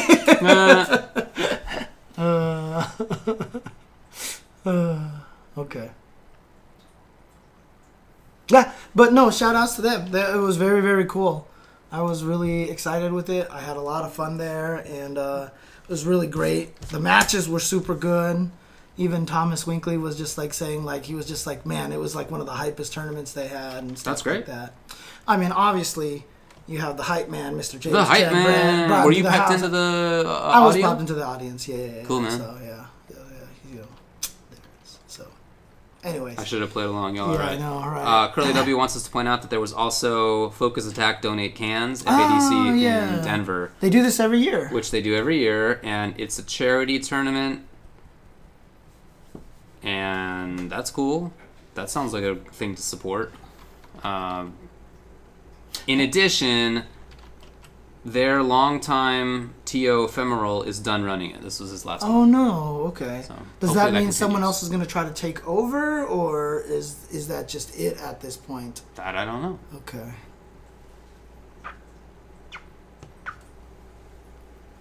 Now we're just getting all these lies about Utah. But did you do anything in Salt Lake, or did you just do the tournament? So I've never been there. I'd like to know. Right. So for one, I'm just gonna say this right now. It was freaking cold over there. It was like it was below zero at night and sometimes and stuff like that. Oh. It was like Fahrenheit is below zero? No, Celsius. Okay, sorry. wow. Yeah. Celsius. Below 0 Celsius. It's just so much easier to say than 32 degrees. Fair enough. Yeah, it was freezing. Yeah. It was really cold out there. It was really cold, and I was like, man, I'm not used to this as a Southern California guy. And they're like, it wasn't this cold like last week. So I brought the cold with me apparently. Well, you brought it back too because this week is SoCal winter. It's so cold out. It actually is going to get into the 30s. Oh really? Oh Yeah. dang. Okay. It's supposed to get into the 30s. In fact, tomorrow. It's supposed to snow in the mountains, and the snow line is only supposed to be 2,000 feet, which is extremely low. Okay. So anyway, there's going to be snow in SoCal. Huzzah! But my hotel was right next to the City Creek big giant mall area, so that was about all I had a chance to do was just check out that mall area. Okay. But I did walk from one Marriott to the other Marriott because they dropped me off at the wrong Marriott. Not their fault. Not their fault. It was only like a 3-block walk, so it wasn't even that bad. Wow. But yeah, but it was really nice. I didn't get a chance to see much of the stuff around there, so unfortunately. Hey, what's up, Corey? All right. I'm gonna get myself hurt so bad with this here. Boy, that sounds like a terrible idea. I just got stabbed already. I heard you. Well, I guess that's it for now. You want to take a little break? When we come back, we'll talk about some other stuff. Okay, sure, no problem. Cool. Well, we're going to be back very shortly after I start eating. All right. Dude, Jasmine's claws are gigantic. Yes. I have one of my favorite pictures where she's lying on my chest, right? And I was trying to take a picture of her. But you know how when cats do their stretch, their claws extend like that? I do. So I have this great picture of her where she just looks like Wolverine. But it's just like snicked, you know? Like, it's just right out there. She has huge claws. I do not trim them because she uses them as defense when I'm trying to trim them. And it is not fun. So I should probably take them to a groomer, but Probably should. Jasmine also gets car sick, so it's hard for me to take her different places. So, like, if I take her in the car, she gets sick right away. The only time she has not puked is when I have given her an actual, like, medicine for motion sickness. Yeah. Makes sense. Dude, I have scratching posts everywhere. And the funniest thing about it is one of my friends came over, who's grown up with cats, saw my scratching post, was like, I've never seen a scratching post this destroyed in my life. Huh. Yeah, she destroys it. Draw meow mean. Okay. That's funny. I like that. We have a scratching post in every room. Yeah. Yeah. I tried to. Well, actually, no, I don't have one in every room, so I have them all along my staircase to try to get them to scratch something that's not my staircase. Yeah. If you look at my staircase, you can tell that I have not succeeded at all whatsoever because my staircase is ruined right now. Yeah, I've actually, on my scratching post, I've been too lazy to do it recently, but I have, like, extra carpet sitting around. I'll actually cut strips of it and, like, re-carpet some of my scratching posts. Really? Wow. Yeah, like, if you look at that one over there, you can see the carpet on the bottom is a little different color than the carpet on the top. Interesting. But they've already destroyed it again, and they destroy it so fast, dude. It's crazy. Beer braised burritos. Is that a Utah-ish thing? Oh, yeah. The Utahns and, it's one of the best-known states for beer and alcohol. Yeah, actually, they were telling me that, and I said, you guys need to fly David out here. I was completely joking. I assumed that they did not have good alcohol there. Really? Yeah. Oh, no. Well, okay. Thomas actually says, apparently, Thomas Winkley told me that they have actually some pretty renowned beers out there. Really? So, yeah. Wow. I don't know. The 35% of the population that's not Mormon? They put it all into the burritos because of the prohibition. Okay, now people are just messing with me. I get it. Because at that point in time, once you cook beer, it loses all of its alcohol. It loses alcohol, but the taste is there. Yeah. It depends on how much you cook it, I guess. Yeah. Dude, Axiom-ish, that is just such an overrated statement. All animals are equally awesome. That's just how it goes. I have no preference to one or the other. They are all awesome. I want a dog so badly. Like, every time I see my neighbor's dog, I just get so happy. that dog gets super happy too every time Cool she dog. sees me. Although she's both of the dogs that are in my complex love me to death, and the big one though, she's man. Now that she's a little older and more mature, she's also calmer. So when she sees me, she doesn't just like go nuts. She doesn't give me a concussion or anything like that anymore. So I'm not surprised to find that Utah has like some good beer, but I would never have thought to think that it's like, a common thing in Utah. I don't know. Okay. Anyway, I think it's back. Okay. Cool. You ready? Uh-huh. Okay.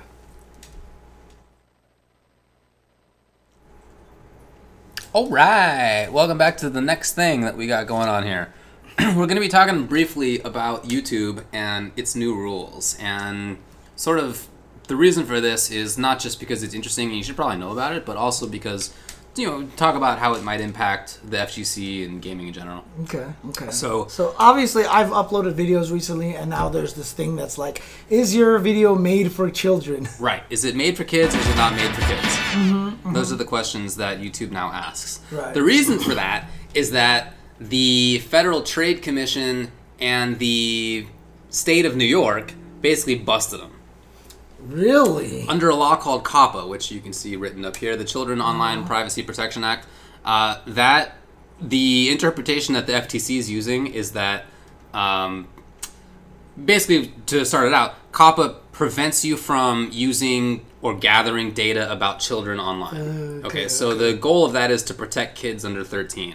I really, really hate that name, by the way. COPPA? Yeah. Sorry, buddy. It's children, so you can't do the pun.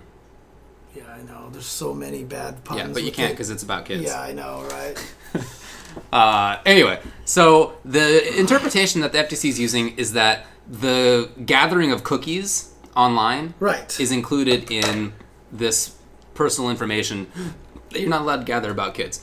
And they allege that YouTube has basically been awash in personal information by kids. Gathering. Okay.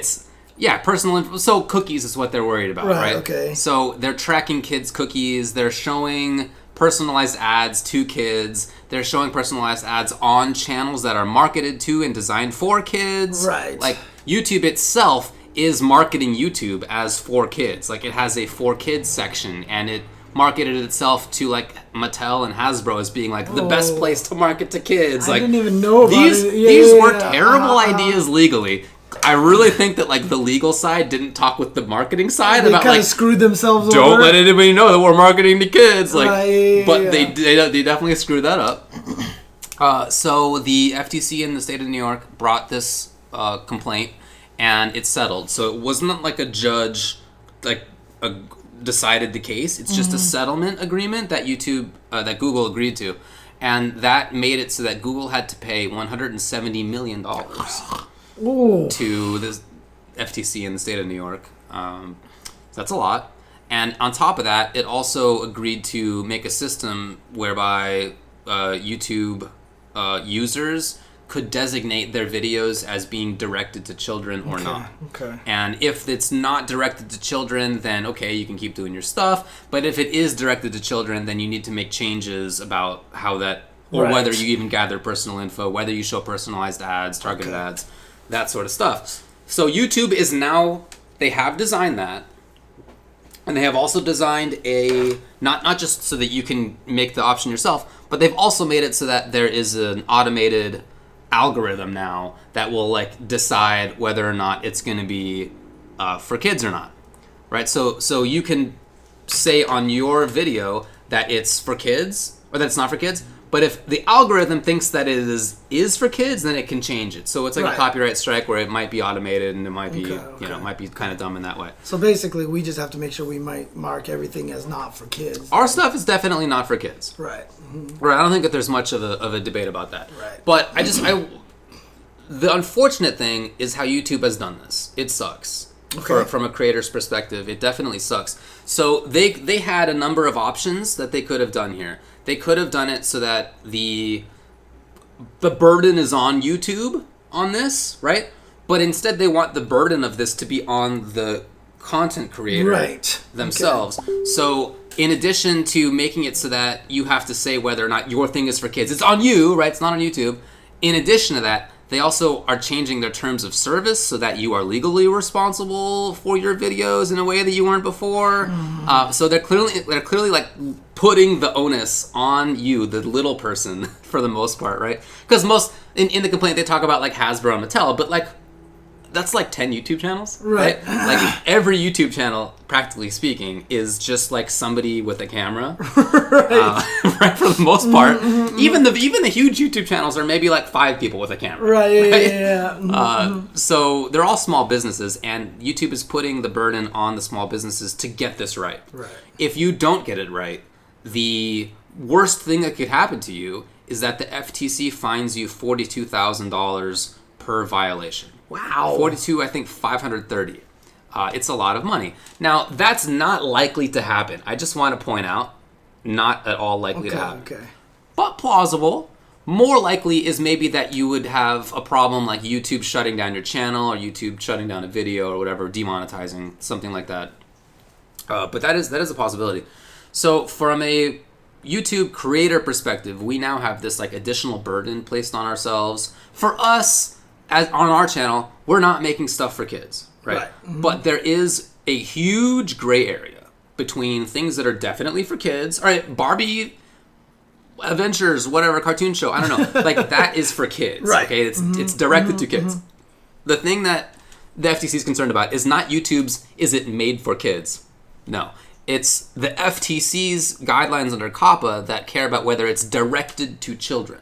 So do you direct your content to children? Saying made for kids makes you think like maybe, does this mean like if kids can watch it, is it made for kids? Like is it, if it I'm trying to figure out what the exact difference is. Well, I think that made for kids is more interpretable in a way that could be more expansive.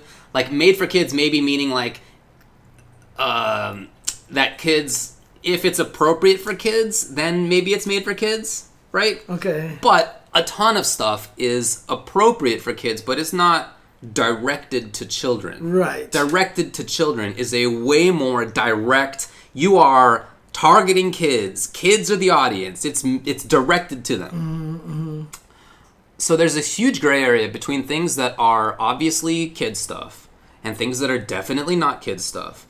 And there's a big middle ground that's not super clear on whether it would be directed to children or made for kids. And I'm thinking about a lot of stuff. For example, one thing that I heard about was a community on YouTube that makes very fancy dolls. Okay. So they are adults making dolls using all sorts of, X-Acto knives and soldering irons. I mean, like fancy stuff, right? Is that made for kids? It's kind of like the guys who make the weapons, right? Like, hey, we're gonna make Cloud's sword, or we're gonna make Dragon Ball, but weapons. with dolls. Yeah, with dolls. And the fact that it's dolls, does that make it made for kids? Right. I mean, it's not directed at kids. So this is the issue, right?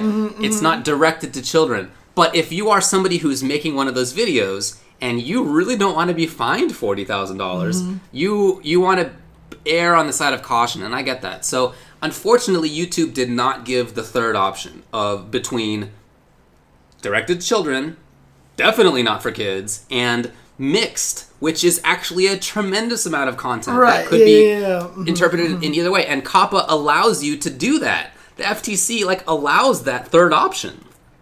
But YouTube didn't give it to the creators. Jesus. It is very obnoxious. It super sucks. And it's gonna cause a lot of problems. So that's gonna be implemented in the next couple of months, and I mean it's there already when we're uploading our stuff. Right, but it has to have been done by that point, I should say. Yeah, they are doing it now. So I already set our channel to being not for kids. Not directed at kids, right? Not made for kids. Yeah. That's YouTube cares about made for kids. Yeah, I wish that why didn't they just say the language directed to children? Why? Why not? Okay, so that's why it's so confusing to me then, because I think that's why I was confused, because made for kids. I'm like, we're not made for kids. No. But we're not anti-kids. Right, exactly. It makes you think in your mind, like, am I maybe in a gray area? But directed to children is such a more obvious... I feel it's more obvious. Yeah. It's less of a gray area, and not only that, but I mean, I guess we do swear on our channel, so... You know, Yeah, so. I mean, we're definitely... I'm not worried about it myself. But a lot of people are, and it's... You know, in terms of esports and FGC, I would say the community that seems most worried about it, because I've gotten several messages from content creators in it, is Smash Bros. Oh. Right? So, obviously Mortal Kombat, right? Not. Are you sure? Maybe? No concern, right? Really? Okay. But if you're a Smash Bros. Player or streamer or whatever, and you'd like to upload, it's maybe a little bit less clear. Now, I would say that as a general matter, I think that having a tournament match featuring high-level commentary, occasionally coarse language, I don't think that that's directed to children. So that would be my general take on that. Right. Without giving specific legal advice, which I can't do. That's my general take on that. Okay. But if it's less than that, if you're making some like fun Super Smash Bros. Related machinima type content, like a little storyline or whatever, that kind of thing, maybe it's arguable, right? And nobody wants to be in that gray area. So depends on what you're making the characters say. Absolutely, it does. Yeah, totally. Because I'm sure that there's definitely machinima type content that I'm sure there's wild stuff out there. But again, this is one of the reasons it would have been great if YouTube had allowed the option of mixed audience, but they didn't. So you just gotta say yes or no on the thing, and that's all we have right now. So, you know, from a larger esports perspective, I don't expect it to be that big of a deal. Like Counter-Strike, not going to be a problem. Mortal Kombat, not going to be a problem. Street Fighter, no. Most of the main games probably not directed to children. Yeah. But in the case of Smash Bros, maybe. In the case of other gaming content, I feel like a lot of Minecraft stuff is going to get busted.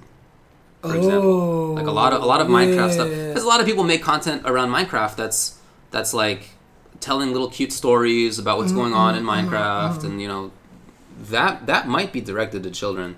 And for people whose content is directed to children, they're going to get a lot less money because they can't use personalized ads. On top of that, no personalized ads, no comments, no stories, no community tab. So here's... a lot of the stuff that you use as a YouTube content creator to try to get people into your videos and channel are not going to be available. So why wouldn't you, as a Minecraft person, just say it's not made for kids? Kids are going to end up watching it anyway, and everything will behave as normal, right? You keep making as much money, but what if the FTC sweeps YouTube and tries to figure out if anybody is targeting children or directing at children who shouldn't be, and then they fine you $42,000 for violating COPPA? But what if you just say that you're just making cute stories in Minecraft for everybody? Right. So I mean that's the question. Like Can they just say that, or can they actually get caught by that? If you're Small Business Jones, do you want to risk tremendous federal government oversight? Right. Is that a good idea? Right. I don't know. Probably not. It's a scare tactic, basically, right? Well, I don't know. I mean, it's a law, and I think it's important. I feel like COPPA is like an important thing. Right, I want to protect kids' privacy. Okay. The problem that I have with it is this implementation. Shut up, Curly W. God. He's teasing me about my Minecraft. Oh, you know all the Minecraft. You got the lore. You got all the lore about Minecraft. Oh, man. Anyway, I'm just upset about the implementation of it because I think it is done in a way that super sucks for YouTube creators, both because the burden is on YouTube creators and also because there's no third option for mixed audience. Right. By the way, I'm giving away this free money right now. Someone needs to make a black and white kid face emote and call it COPPA, right? And just like kind of with that same expression, and there you go. Throw those stupid apps on it that youngs the face. That youngs the face. That youngs the face. Yeah, I think the tournaments probably won't be affected. Yeah, I wouldn't be concerned. I mean, again, I'm not going to give specific legal advice in this kind of context, but as a general rule, tournaments are not directed to children under 13. Yes. Sometimes you have people at tournaments who are under 13, but very rarely. Right. And almost always it's people who are in their like late teens and later. Yeah. Mm-hmm. I really don't think that tournaments have too much to worry about. Yeah. Maybe there's specific instances where that's not true, but I feel like in general it will be. Yeah. there is a tremendous amount of kids directed content on Right. YouTube for sure. But does that mean it hurts every single one of those guys because they're not going to get as much money and stuff before? Yes, it does. Ooh. I have heard horror stories about one channel that only arguably was directed to kids and maybe shouldn't have been considered that, but the owner freaked out and deleted a bunch of their videos and set all of their channel to made for kids, and their revenue is literally 10% what it was before. 10%. Wow. So, in other words, not sustainable. The fact that he was able to... Oh, geez. So he was probably making a lot before then, huh? Probably, yeah. I mean, it was a big enough channel that I heard about this. So that sucks. Now, that channel owner shouldn't have just outright deleted stuff. Right, there's definitely panic in there that didn't need to happen. But, again, I feel like part of this is on YouTube for not just, give us the mixed audience option. Don't put all the burden on us. And in addition, their advice to content creators has been absolutely minimal. There's no warning about it. There's nothing. I mean, they have videos out. It's not absolutely nothing. But they don't want to give specific legal advice, which I get. But they didn't give almost any good guidelines either. They could have done a way better job at helping people figure out whether their content was made for kids or not. They could have done a way better job at it. And they didn't. And they just didn't want to bother, so they put the onus on everybody, basically. They don't want to be on the line, right? They don't want their skin to be on the line. They'd rather ours. Ugh. I have not watched the MatPat video about this, but I've watched a bunch of other stuff, and I read the complaint, and I read the previous consent decree, and I read the settlement, and I read the FCC commissioner's statements on it, and I watched, a couple of videos too. So. Dang. I definitely did the old research on this guy. Because I have clients who this matters for. You know what I mean? I have clients who upload stuff to YouTube, Right. and they need to know what the law is and whether they're going to be safe. I mean, 645 says YouTube just needs to give us more granular controls over the ads we get. Oh, yeah. Why can't we refuse child-directed ads from playing on our channels ourselves? Absolutely. Right? Yeah. Absolutely right. Yeah. I mean, clearly YouTube has the ability to do that stuff. Right. They're not. So there's any number of ways that YouTube could have done better. Because the thing is, if we could control what advertisements on there, we could also get more relevant ads and stuff like that too. You know, that's true. But they just. So, anyway, But now here's the question, though, right? Obviously, YouTube is kind of doing this in a bad way, right? They're doing a lot of stuff in the bad way. And so a lot of people are going to be like, man, YouTube is just not profitable. I can't make any money on this. Let's go to an alternative. Is Vimeo an alternative? Is whatever else an alternative, right? Probably not. But the thing about it is, do you feel like that there was a situation where a company would have run a channel like this that has gotten unwieldy and so big and just become such a part of everyday life, like YouTube, that would have been able to do all this stuff right? Or do you just feel like that this is just expected corporate they could do it right. Why not? Buffoonery, you know? I mean, there's no requirement that they not do things right. There's no law about that. They could definitely do it right. They just did not. Right. I hope that they change some stuff, but I guess we'll see. I should also note that this is not the end of the process. Mm-hmm. So it's been an ongoing thing. The first time that this sort of was implied as maybe being an issue was in 2013, and then this has sort of evolved to this point now. In the future, maybe they'll change some of their rules about... The FTC has quite a wide level of control over how they interpret COPPA. Mm-hmm. So even if the legislature doesn't change the law, the FTC itself could change how they interpret it. Okay. And so maybe that would make it so that YouTube channel owners would not be considered operators under the law, but they already changed it to that, so that's unlikely. That's just... Oh, man. Maybe the YouTube algorithm will be regulated in some way. I just want to say this is not the end of the story. Right, it's definitely ongoing. Yeah. We don't know how it's going to play out ultimately. God, just that sentence. They're not changing the law. They're just changing how they interpret the law. Yeah. I feel like that's what's gotten us into so much trouble. Oh. Well, at some level you need that stuff. You have to have the ability for government to change to different circumstances. Right. There has to be interpretation available in it. Or else you just have something that won't work the day after the law passes, right? Things are always changing. Okay. But you hope that the people who are making these changes are people who are well informed and who get it. Mm-hmm. And the issue I feel in government is that very often they're not, especially when it comes to technology. Mm-hmm. Anyway, that's the state of things. I don't expect huge changes for people in esports in most fighting games either, but on the margins for things like Smash Bros, maybe. I just think that tournament stuff, especially for Smash Bros, is probably fine. Right. It's just like if you're making overly cutesy story-based stuff or whatever in Smash Bros, maybe it's interesting. Like Reo Ayanami says, like, should someone make a YouTube video that's like a YouTube channel site that's specifically for 13 and older, right? So just sweeping that the whole channel is not designed for. Do you mean a website or a channel? A website. Okay. You know, because those are two very different things. Yeah. I mean, you want to make a new website? Yeah, you're never going to compete. No, that's the problem, of course not. Right? I mean, look what happened. It would be great if you could, but unfortunately the world isn't working like that. Right. I mean, look what happened with Disney Plus. Like Disney, the richest company in the world, created Disney Plus on the first day. It like caved in on itself, right? Like even they couldn't handle. The practicality of it is difficult, but on top of that, there's just a thing called network effects that makes it more likely for services that depend on mass usage to end up being monopolized. Right. Like that's how things like Windows happened. eBay, Amazon. Yeah, right. I mean, Twitch, YouTube, these are all Google. All good examples of that. Right. Those kind of services tend toward monopolization, and it's really hard to break that. Mm-hmm. It's really hard to break that.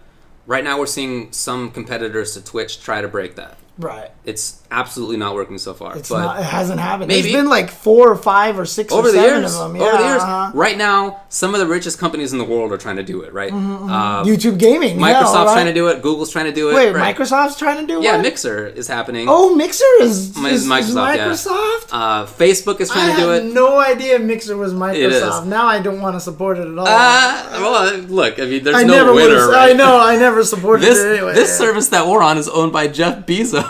Yeah, I know, right? There's no winner. Yeah, exactly. Hey, but he just donated a bunch of money to Homer. Sure. Yeah, so he's a great guy. Great guy. So people are trying to break Twitch's monopoly. Right. I would love to have real competition. I just am not sure that's like a plausible thing. It's almost impossible. Very difficult to do. Right. So it would be great if somebody were able to make like the YouTube for not kids, but it would be even greater practically if YouTube just made better rules on their website. Why didn't they do that? Right. It sucks. One other thing I would say is that YouTube actually has been pretty responsive to criticisms. So over the last month or so, there have been some back and forths. Last month they had, the FTC had like an open house basically where you can come and comment on COPPA. YouTube has been emailing back and forth with people. I've talked with some lawyers about this who have talked with them. They are paying attention. I just am not optimistic that they will make the proper changes that I think will actually help us out as content creators. Because they're as much as YouTube lives and dies by content creators, and as much as they say they promote content creators, they're usually not looking out for the content creators. No, we're especially expendable. You know what I mean? Like, literally our channel, which is, we're bigger than actually most channels, even though we're way smaller than the big ones. But we're definitely by far bigger than most. That's crazy to even say that, because you're right. We're probably like in the maybe top 10% for sure or something. We're top 10%. Yeah. Absolutely. Right, yeah. Absolutely. But we're still super insignificant. Tiny. Yeah. We're still super insignificant. Yeah. I don't know. We'll see how it all plays out. But I just want to say, as far as esports goes, competitive video gaming goes, I'm not that concerned about this. I think it's more of a concern for other people. All right. Oh, trust me, Curly W. I said that completely ironically. That donation that he gave is all just it's 100% just anyways. Yeah. You are top 1% with 50 viewers, I've heard. On Twitch, I believe that. If you can get up to 50 viewers on Twitch, I guarantee you're like in the top 1%. Because it's like you go to every channel and there's just videos upon streams upon streams with just 2 people sitting in there, 1 person sitting in there. You know, it's crazy. I think that's cool though. You know, just hang out with your buddy playing a video game. I think that's pretty cool. Yeah. For sure. Ooh. Anonymous cheer or actually that's probably what they just put down when it. Never mind. I don't know, but in any case, woo! Thank you. Yeah. All right, I guess that's it for this topic. I am happy to answer further questions. I've written a big article about it that I am currently shopping around to the various Webby sites. Oh, we'll see where that ends up. Look at you. Okay. All right. Let's move on.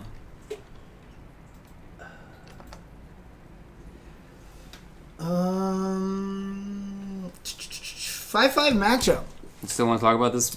Well, one topic that I did want to bring up, so Majin Obama, who was in the chat earlier, put out that video talking about all that stuff, about, that, we need to have content creators. I mean, the devs need to put the content that we need into the game, like you look at VF4 Evo. So did you watch that video at all? No. Oh, you didn't get a chance to see it. Okay.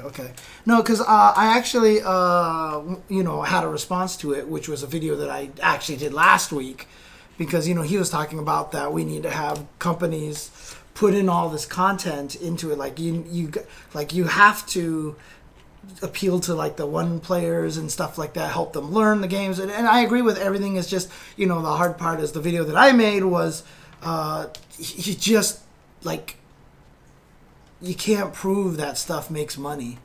And that's the reason why you can't really have it in there. So I was hoping you had seen it, but if you hadn't seen it, maybe we'll save it for next week or something. I don't know. Like you want to talk about it? We can talk about it. If you'd like to explain it, I'm happy to give my thoughts. We can also wait. I'm also terrible at explaining things like this, so I'm going to misrepresent everything, and Obama's going to come in here and chop my head off and stuff like that. So it'd be better if you just watched it and interpreted it. We'll do it for next week. Way. So okay. You got it. Okay. But dude, I remember a lot of things from when I was 2, which is crazy. So I actually remember weird things from there, but I don't know. It's up to you. There's really not much to say about. It's not a discussion topic, really. Yeah, exactly. Obviously, Bushin Style said some dumb stuff again. It's bad. After Don't apologizing do the first time he said dumb stuff. We forgot to talk about this last week just because there was really nothing to say about it except please stop. Quit it. Yeah. Like seriously, it's not good. There's not nothing good, else to talk about here. Yeah. Let's talk about the viewer questions because we had some good ones I think this week. Okay.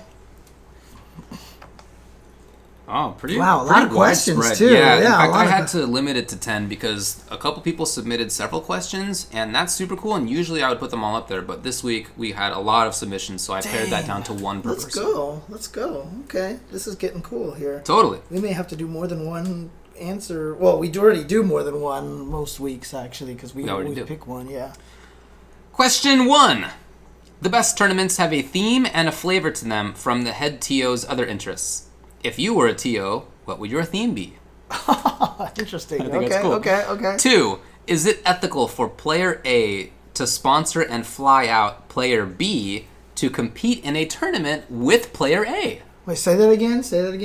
Hang on a second. I just want to see what Obama said. He said, "There's a glaring irony in that I show off features and modes for a game that was very ahead of its times, and nobody bought and played the game in the West." Right. Virtua Fighter 4 Evo. That was one of the things that I was talking about too. Is that you can't prove that all the features putting into the game equals sales. Right. That's one of the hardest things about it. And that doesn't seem very ironic to me. I'll be honest. Yeah. That's like tough. So, yeah. But. 2.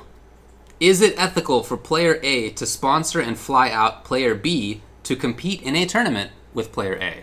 Oh, okay. Is collusion a concern? Right. So like Punk flying out ZJZ, and now this year he's flying out Moji. Oh, is that so? Yeah. So. But yeah, this has happened with any number of things. Justin's flown out people. Yeah, right. Do has done that. Like Justin's lost the Didymokov. Right, that's true. So so I mean. Anyway, we're not talking about it because nobody voted for it. Dang. Okay. But I do think this is a very interesting question. Right. Okay. Which new SF5 players do you see getting the spotlight in 2020? Huh. And why? New players, huh? Interesting. Okay. Nobody voted for that. I wonder what they count as new though. I don't know. Like, would Kichipamu count as new? No. Okay. Ed Boon recently said he's been interested in having Street Fighter characters in MK11, but Capcom declined. What are your thoughts about this? Which old game is viewed through the most rose-tinted glasses? And why is it CVS2? That's that actually really in there. Wow, okay. What's the most underrepresented or underexplored character archetype in fighting games? Interesting. Okay.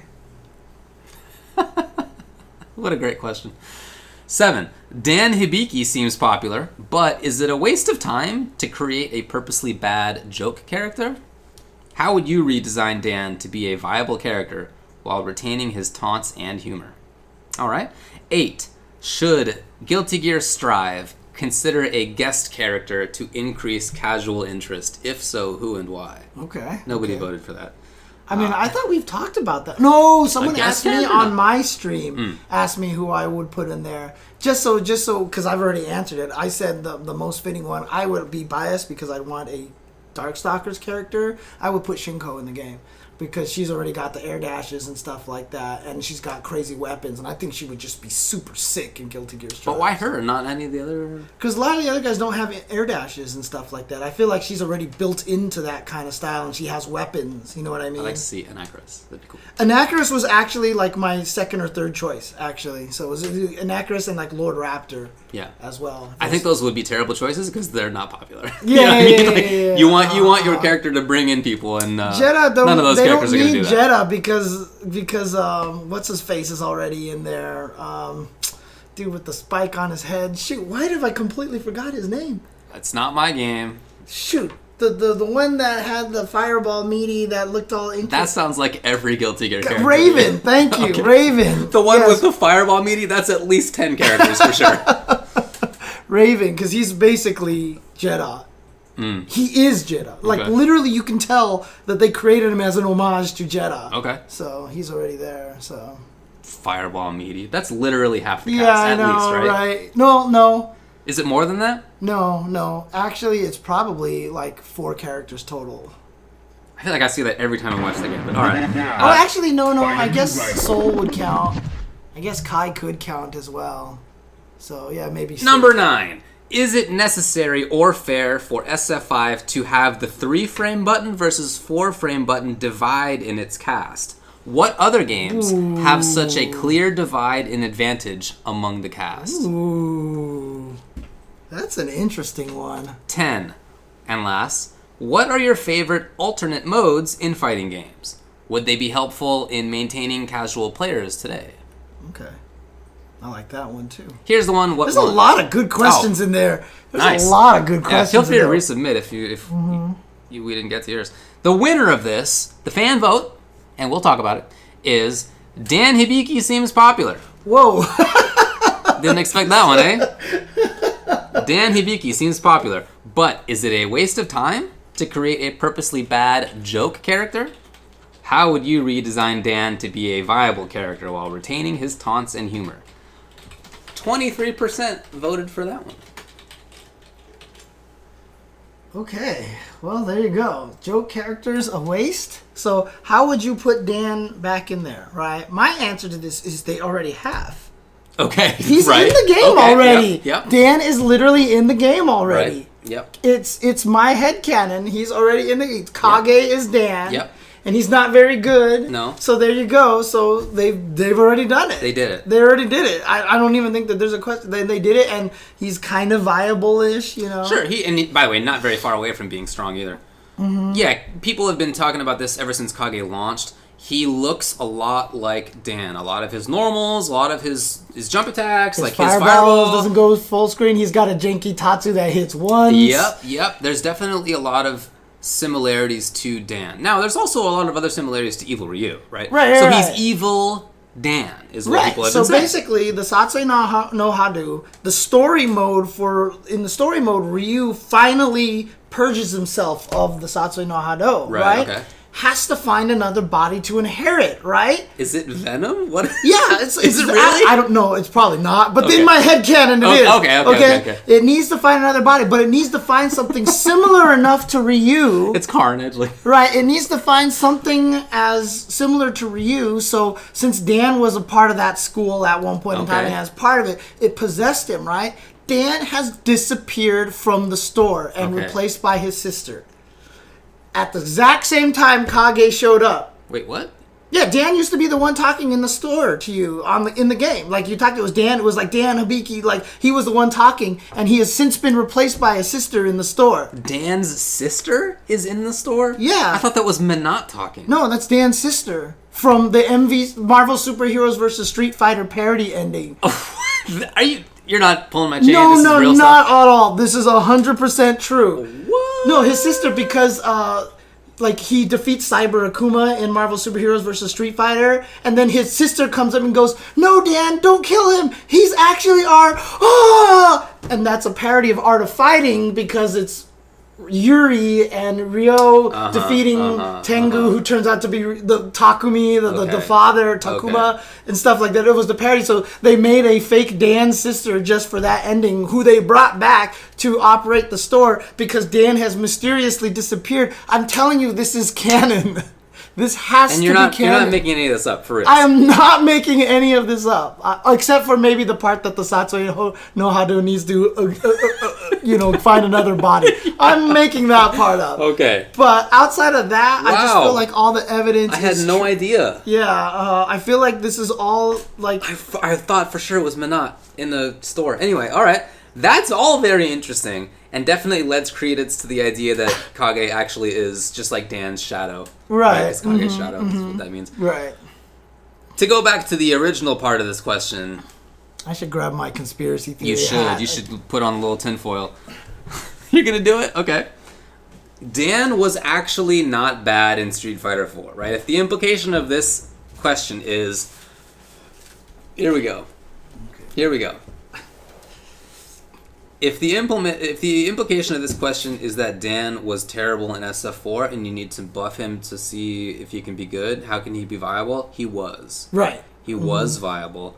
The worst thing about Dan in Ultra Street Fighter 4 was that he was Dan, the character. And then people didn't think about him seriously. But if he had been anybody else, if you literally give any other character that moveset, you have a character that could be used and was definitely viable. Right. Now, I wouldn't tell you I think he's top tier or anything. Right. But he was definitely on the low mid or something. bottom. Yeah, low mid, whatever. He was not bad at all. Yeah, this is true. If he was some hot chick named Donnie, Yeah, I remember saying that in SF4 days. I definitely made that exact joke.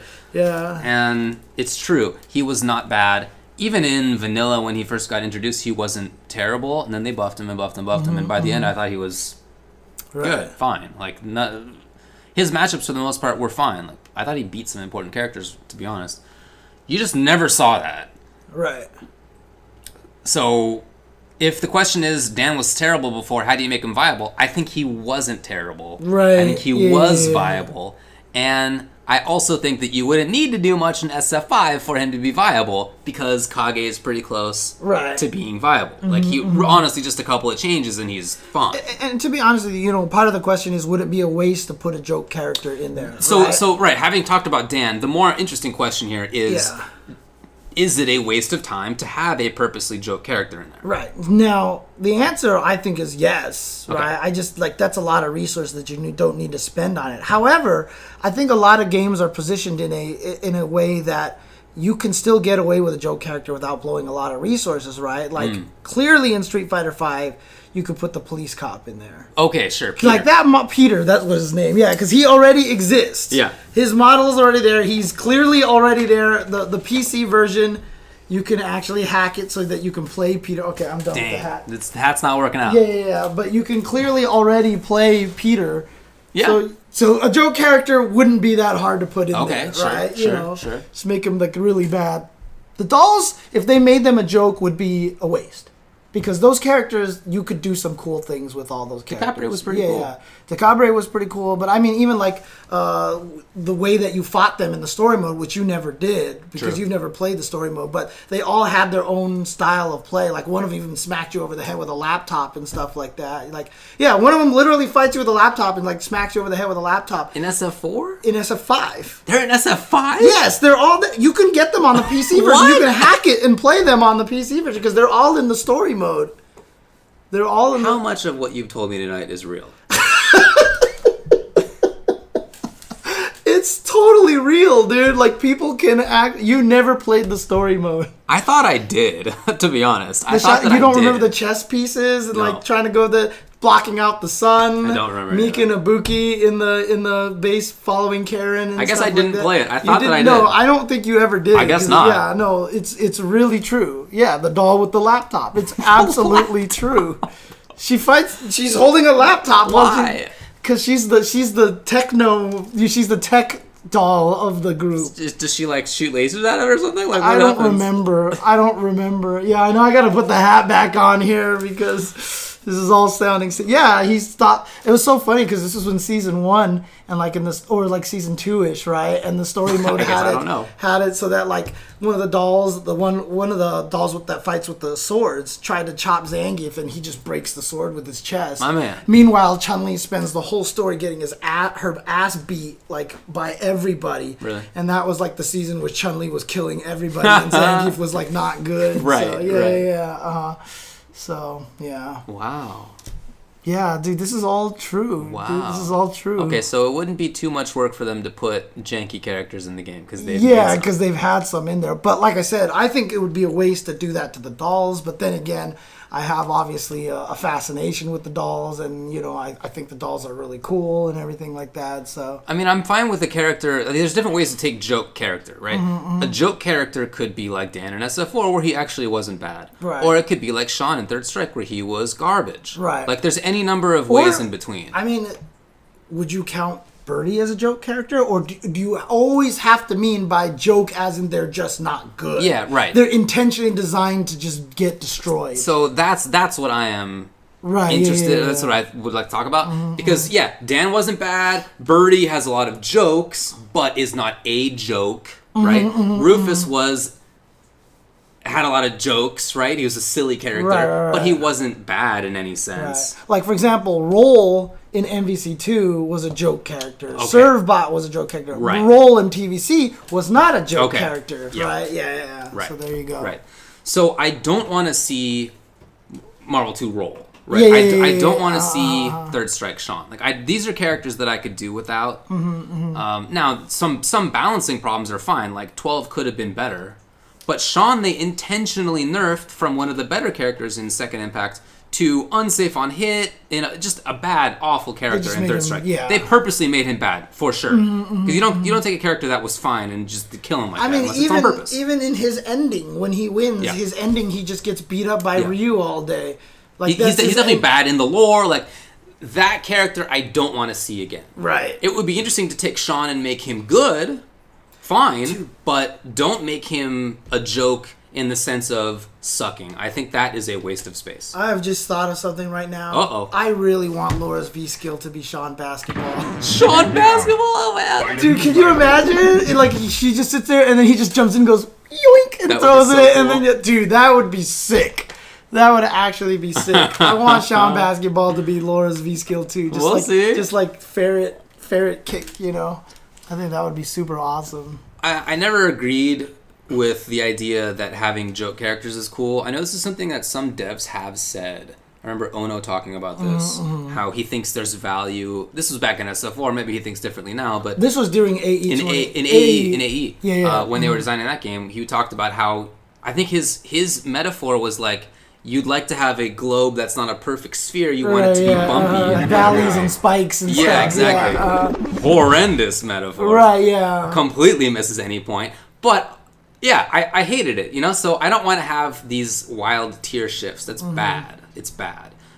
I don't think it's true that players want to specifically play with characters that suck to that degree. I know people who like to play low tier, but every single game will always have low tier. Right. That tiers are unavoidable.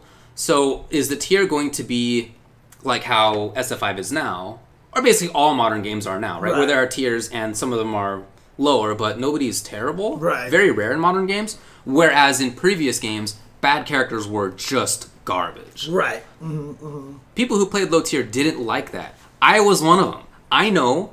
I didn't like that Q was so bad. I was just married to Q. But if Q as low tier was still low tier, and yet not that garbage, I would have been super happy. Yeah, I mean, for me, it's probably different because I specifically sought out the characters who are bad. But within the set of characters who are bad. Right, You picked Cammy, who is actually, in the context of the larger world of low tiers, nothing like Third Strike Sean, and not Marvel 2 Roll. And another thing is, when Dan was revealed in Street Fighter Alpha, that didn't make me stop playing Chun-Li in that game, because Chun-Li was the worst character. But Dan was clearly the worst because he was a joke. Right. But I never picked him to try to beat people because it was just that at that point you were just like stupid. It's not even like you can't even be serious with the character. So I don't want that kind of stupid joke character. No, in conclusion, I do not. Yeah, and if you want to design it, the only way I would be okay with it is if you did some sort of reused asset, kind of like that. You know what I mean? So if you actually just. Hey, we already had Peter for story mode, so Peter's just going to be in there. Like, it would be funny if they put Peter in there and he actually shot with a gun, so they could just give Blah a gun, like, joke. Like, that would be kind of funny, right? Like, Peter just fought with a gun, but, like, he literally dies in, like, 2 hits because he's an old man, you know what I mean? Like, that would actually be kind of funny, but they've already had the assets in there and everything. And his normal moves would be, like, jab is, like, and strong would be, like, and then fierce would be, like, you know what I mean? Like, seriously, you could do that, so. Meat was a playable character in Mortal Kombat. Oh, God.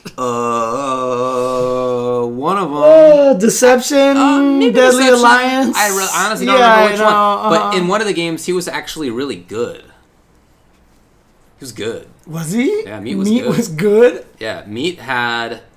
what was the gimmick? He had a command grab and an overhead. There's some mix-up that was really dumb. I guess I don't remember anymore. They created Meat. He actually was good. They created Meat, but this is why, Capcom is more concerned, because they created Tofu, remember? So, in Resident Evil 2. Do you not know about Tofu? So, when you beat the game, you had to do something... Sorry. This is all lore. Completely I know, deflated. right? Like, I'm bad. Like, you unlock Hunk, and he has a side mission, basically. But then you can also, then if you beat it with him, you unlock Tofu, who's literally just a giant block of tofu. Okay. And you fought with him. Like, Cool. you had a block of tofu running around, like, fighting zombies and stuff like that. And I'm not making this up. And this is real? Okay. I'm not making this up. This whole day has been full of me just talking about lies all over the place that are actually truths, dude. Maybe, I don't know. Tofu is totally real, dude. He is totally a block of tofu in there. All right. Oh yeah, that's right. He's in the remake as well. They put him in there just as a joke. Yeah, he's really James in there. Chen's Lore Minute. Oh, man. Lore half an hour. Anyway, I guess that's it about the Dan Hibiki question. Yeah, sure. What do you want else to do you want God, to there's discuss? so many good questions There are here. quite a few. All right, so let's see here. Best tournaments have a theme. Yeah. Is it ethical for player A to sponsor player B? Which new SF5 players do you see getting the spotlight in 2020? Ed Boon said he's really interested in having Street Fighter, but Capcom denied. What old games is viewed through the most road-tinted glasses? Third Strike. What's the most underrepresented or underexplored character archetype? Should Guilty Gear Strive consider a guest character? Is it necessary for Street Fighter to have the 3-frame button divide in its cast? What are your favorite alternate modes in fighting games? What do you think? There's so many good questions. I'm almost down just to go with the second highest rated one at this point. That seems fine. That's a good idea. What would you say? What would you say? I would have picked that one anyway. Oh, really? Is it necessary for fair for Street Fighter V to have the 3-frame button versus 4-frame button divide in its cast? What other games have such a clear divide and advantage among the cast? Okay. You want to change the whole thing over here? Sure. I guess I would start by saying that I mean, I don't want to devalue this too much, but I do think that characters can be very strong in SF5 without a 3-frame button. Mm-hmm. G, Abigail in the past has been like that. Mm-hmm.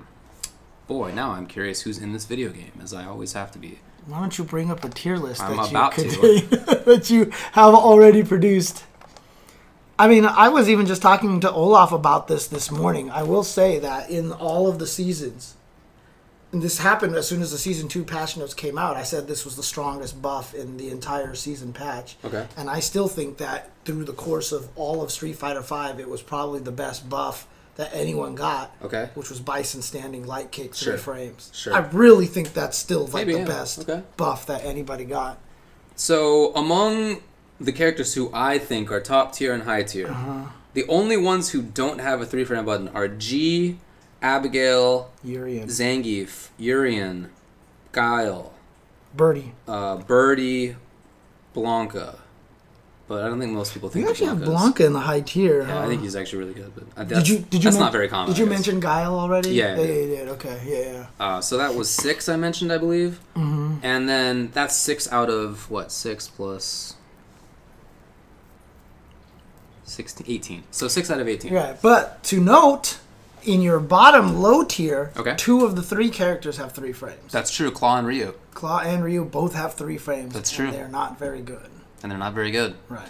So, again, I don't want to devalue having a 3-frame button because it's really good. Mm-hmm. But I think that it is talked about too much, maybe, as being extremely important. I think there's other things that also matter as much or more. And the characters who are top tier, I mean, Rashid and Akuma and Ibuki, I guess, do absolutely everything. Right. It's not just that they have 3-frame buttons, it's that they also have invincible DPs, great movement, great mix-ups, great damage, yada yada, right? That's the reason that they're so good. They just have everything, including 3-frame buttons. But if you took those same characters and put them as 4-frame buttons, they would still be some of the best characters. Right. By the way, I do want to mention that Claw has 3 frames only in one mode, right? It's only when he's clawless. Just stand short. Oh, stand short. That's right. I forgot about that. Yeah. Okay. Yeah, I mean, I think it's perfectly fine, and in fact, I'm happy about it. Yeah. I like the 3-frame, 4-frame divide. Agreed. With the characters because it's one of the things that I liked the least about Street Fighter V is the homogenization of everything. I don't like the fact that everybody's sweep is punishable. I don't like the fact that nobody has an invincible uppercut. You know, I don't meterless uppercut. I don't like those kind of homogenization. You know what I mean? I like rules that apply to most everybody, but the exceptions exist. That is like one of my favorite things, right? Sure. I mean, have other games done this? Absolutely. Super Turbo Honda. Like, look at Honda, right? He died to fireballs and he didn't die to fire, and he killed everyone who didn't have a fireball. Like, having a projectile was such a divide in Super Turbo, yeah, absolutely right? it was. Like, you were either Ryu and Sagat or you were not. You know what I mean? You just basically died. Think about the strong characters in that game. Sagat, Dalsum, Ryu, Guile, DJ even more so. Right. That's not everybody. Claw, right? But there's Chun-Li. Chun-Li, right? Yeah. Basically, every good character has a fireball except for Claw.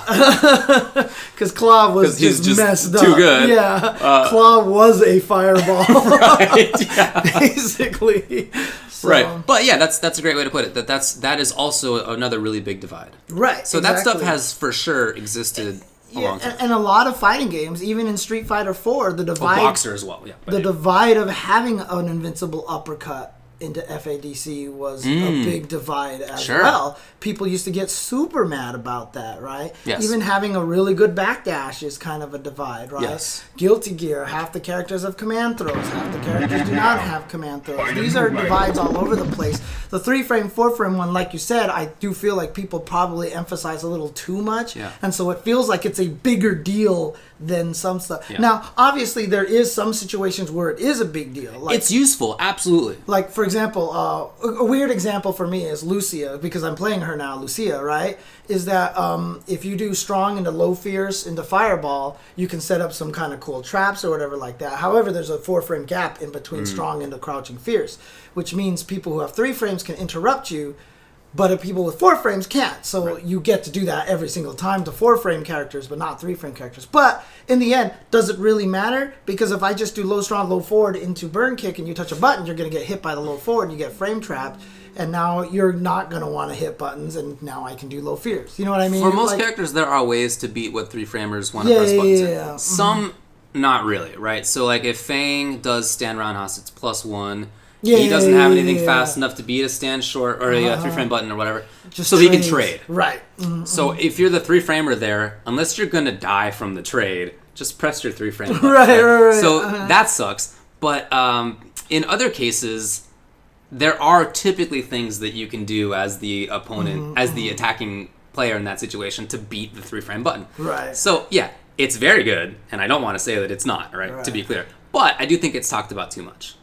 Yeah, I mean, okay, so, I mean, like, some people are talking about Alex. If he got a 3-frame button, would he be that much better? I don't know, because the thing is, like, a lot of the characters out there who are good, Karen, Rashid, Akuma, Ibuki, Dictator, all of their frame traps will kill 3-frame buttons anyway. And they're going to rush you down and blow you up anyway. Having the 3-frame button for Alex obviously would make him better. Would it make him significantly better that people who play Alex wouldn't still be upset that Alex gets destroyed? I doubt it. I just don't think that's the problem for him. Right. Like, if he's up close, cool. Like you get a forward fierce and to stand strong. Like he has frame traps that work. Yeah, so I don't necessarily... I don't think that's the problem with Alex. Yeah, exactly. I mean, you know, I'm going to say it again. I'm sorry to belabor this point, but in Season 1, characters with uppercuts, clearly the uppercut was not the problem for half of those characters, right? And in fact, Ryu probably in the end wouldn't have even have been one of the strongest characters in Season 1. Right. After we figured out how to play the game a little bit more. I agree with you. So, like, but they nerfed it because everybody said it's not fair that some characters have an invincible uppercut and they don't. Even though when you block it, they literally die because of Javits, right? I wonder why they changed. I kind of think that it wasn't because people complain. I feel like that was their design decision, but I would love to know for sure, and we don't.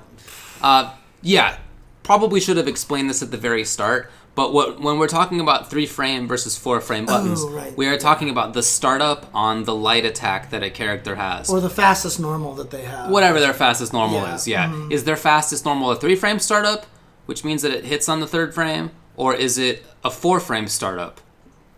That is a significant difference because even though it's just 1/60th of a second, super fast, there are things that can be attacked out of, situations and block strings that can be attacked out of by characters with these 3-frame buttons and not by characters with the 4-frame buttons. Right. So characters who don't have the fastest tool, the 3-frame buttons, they have to respect more offense, basically, right? They're stuck more often. There's a lot of situations where if, like, for example, if you are a character that has a 3-frame button and you're fighting against characters who have no 3-frame button, if you do something where you're -1, you're actually kind of at 0. Right? So in other words, I can hit my 3-frame button. The worst that'll happen is that we trade. Right. So if I'm -1 after something, I should just hit the button because we'll trade at worst, right?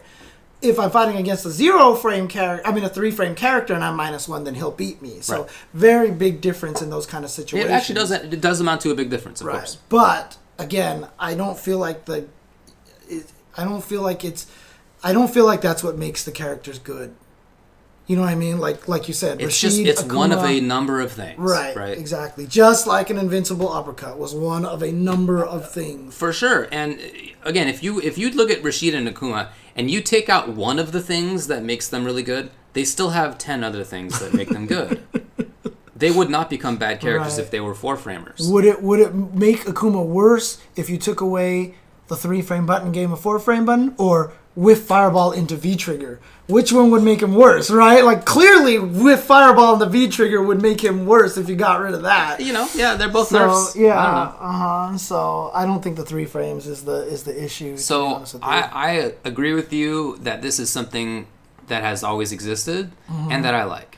Yeah, I like to have variety. I do not want characters to have the same options. Yep. I love SF5 now, but as you said, when the game first came out, I felt there was too much homogenization and not enough unique stuff among characters.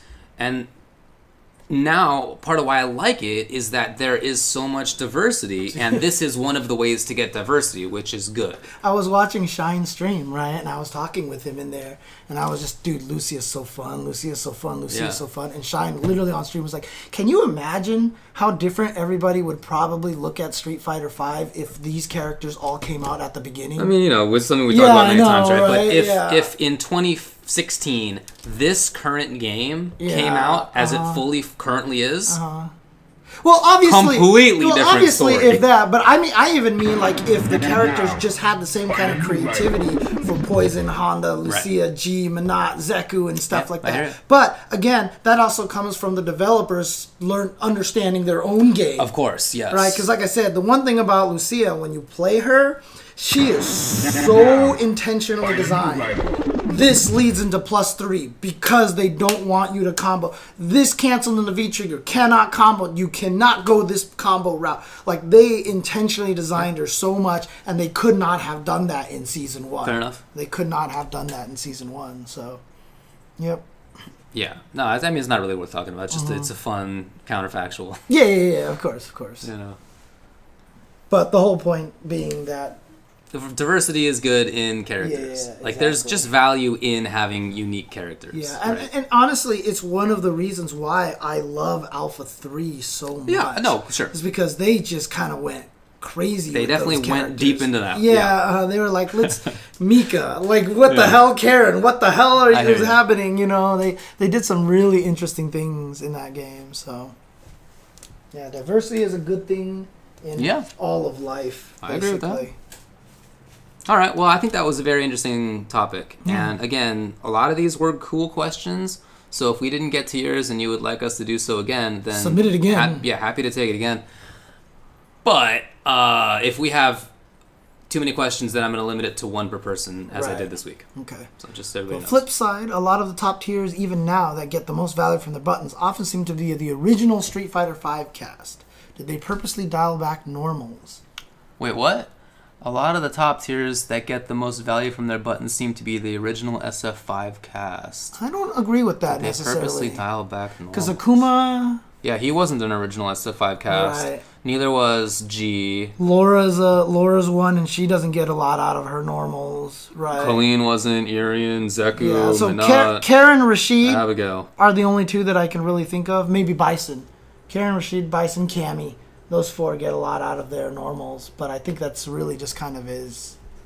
So, yeah, and Ryu exists, and Nash exists. Technically. Yeah. Man, Dang. I played a bunch of online this weekend, and I played a Nash a couple of times, and I just at no point was worried. Do you know what I mean? You know that feeling where you just like, you can't do anything to me.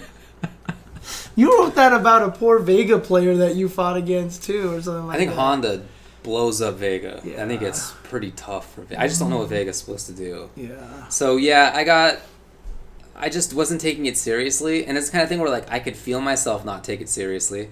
Because he was harassing me with stand strong, and I would get hit, and I'd hold up forward, and he would hit me with stand strong, because I'd hold up forward, he'd hit me with stand strong. I literally lost a life bar holding up forward to try to jump, just thinking he wouldn't keep pressing stand I medium. keep talking about why playing against him is hard. This is the reason. But I lost. Because you do this to me all the time. I lost that, though. It doesn't matter, because I kicked you. Like, well, just like, play seriously.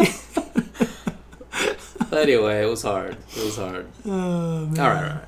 I guess that's it for 5-5. Yep. Okay. Anything else in terms of the thing? Let's see if there's any other topics here. I mean, someone talked about the Abby tutorial video. I don't know if you saw that one. It was the latest video from the guy who complained about all the MK animations, and he did one for MK11. Oh, okay. Now, and he's not very kind to the game. Is that so? Yeah, I'll check it out. He's actually kind of pretty brutal to the game. I thought the previous videos were good, so I'll check it out. Yeah. Sure. Mm-hmm. We did talk about Sindel when the show was new. Let's see if there's other stuff. We talked about the YouTube changes. Hold Back to Block. Yes. From Esteban did a great interview with Keats about netcode in fighting games. It's on YouTube. You should really check it out. It's just, Esteban's a great videographer, and he did a great job on the interview as well. And I like Keats had a lot of great things to say about Netcode. I thought he phrased it well. You know, it was really good. He's always been very good at doing that. So highly recommended. Yeah. And then in addition to that, Michael Martin posted on Twitter that he's going to be leaving Capcom. Yeah, that's right.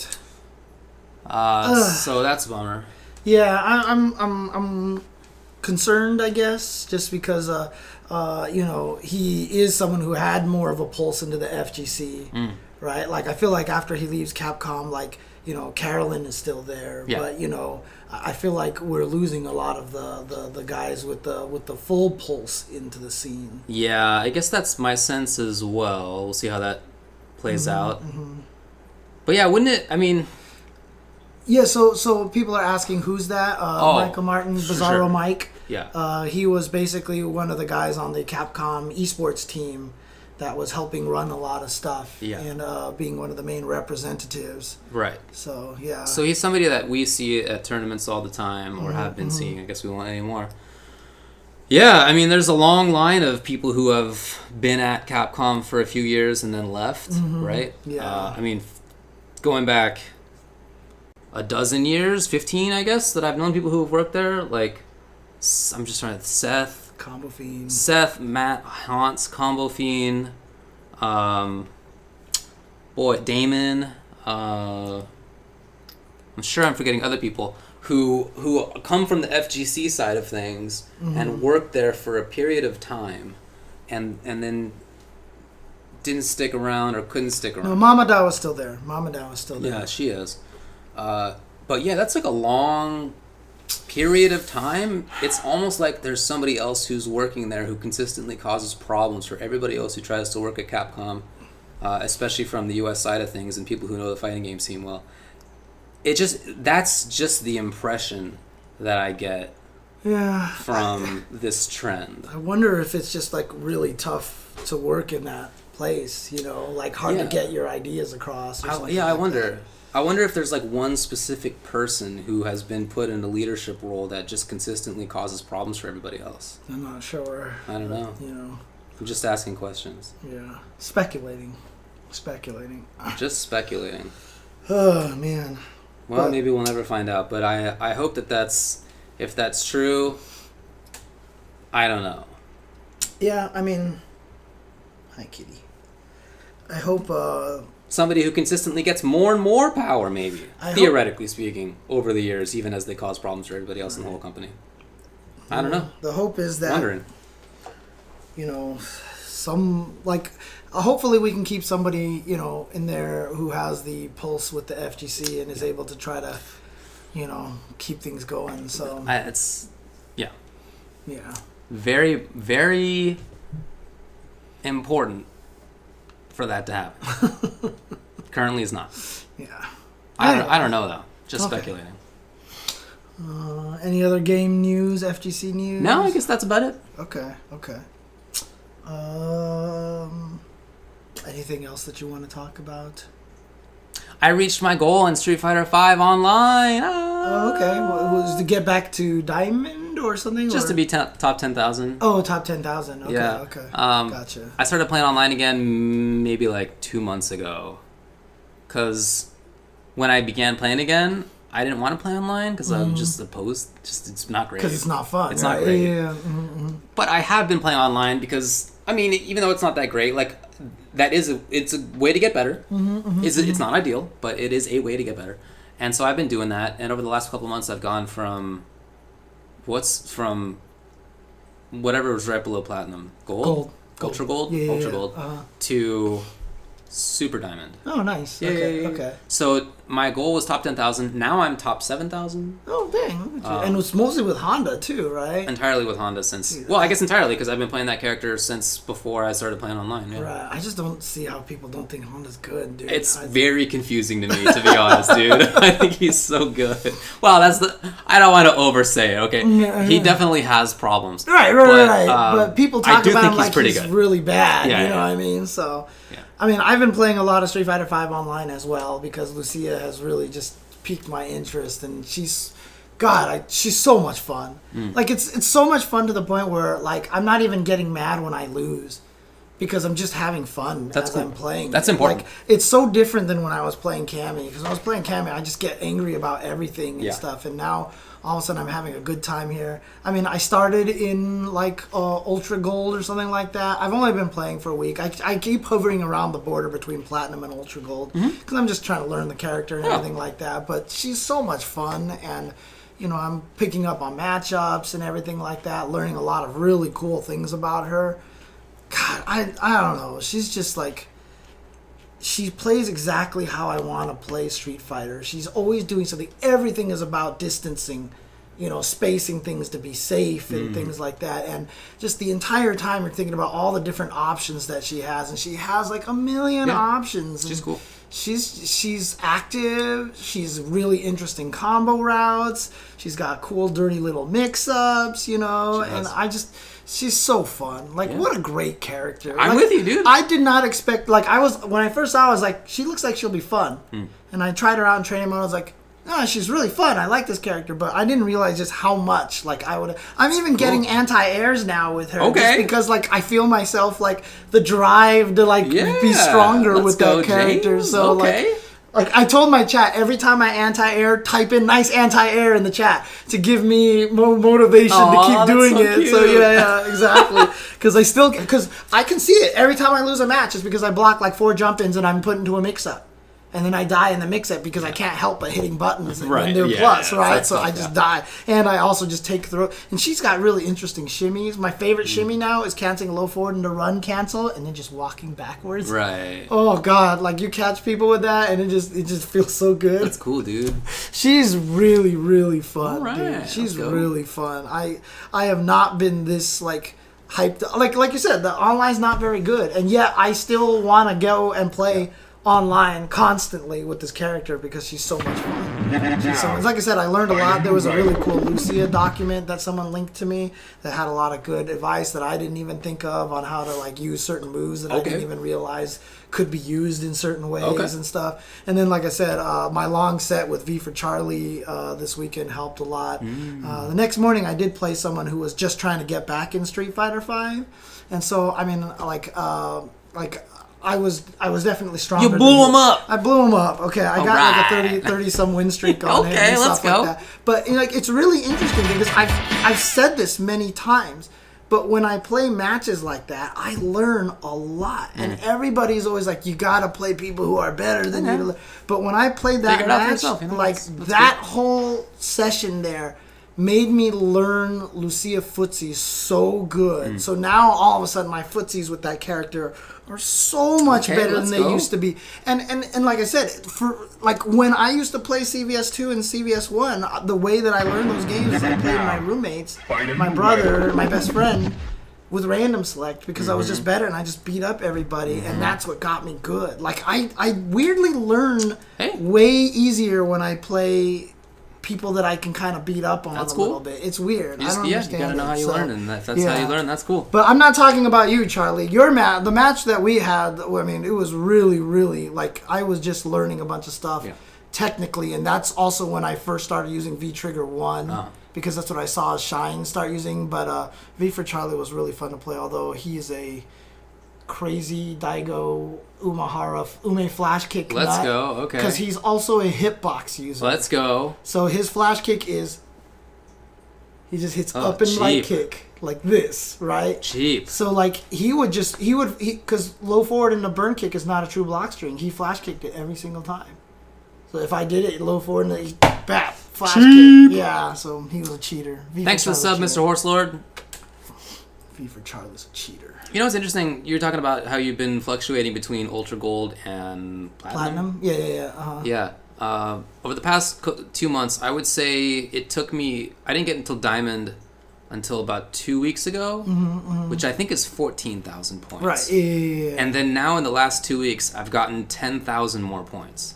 Like there just was like a point where I was like, it like clicked, and the battle of Ultra Gold to Platinum and back again, I went through that too, for sure. I definitely was bouncing all over the place. Then even when I got into Platinum, the different levels of it, I was bouncing around all the time. And then, I felt like at some point I was like into it and I understood. And now I'm 10,000 more points, even though I struggled to get the 14,000 in the first place. Right. Well, I mean, just like there's like I don't know, I've reached a level where I've figured it out. Well, also, I do think that your tweet kind of makes sense as well, too.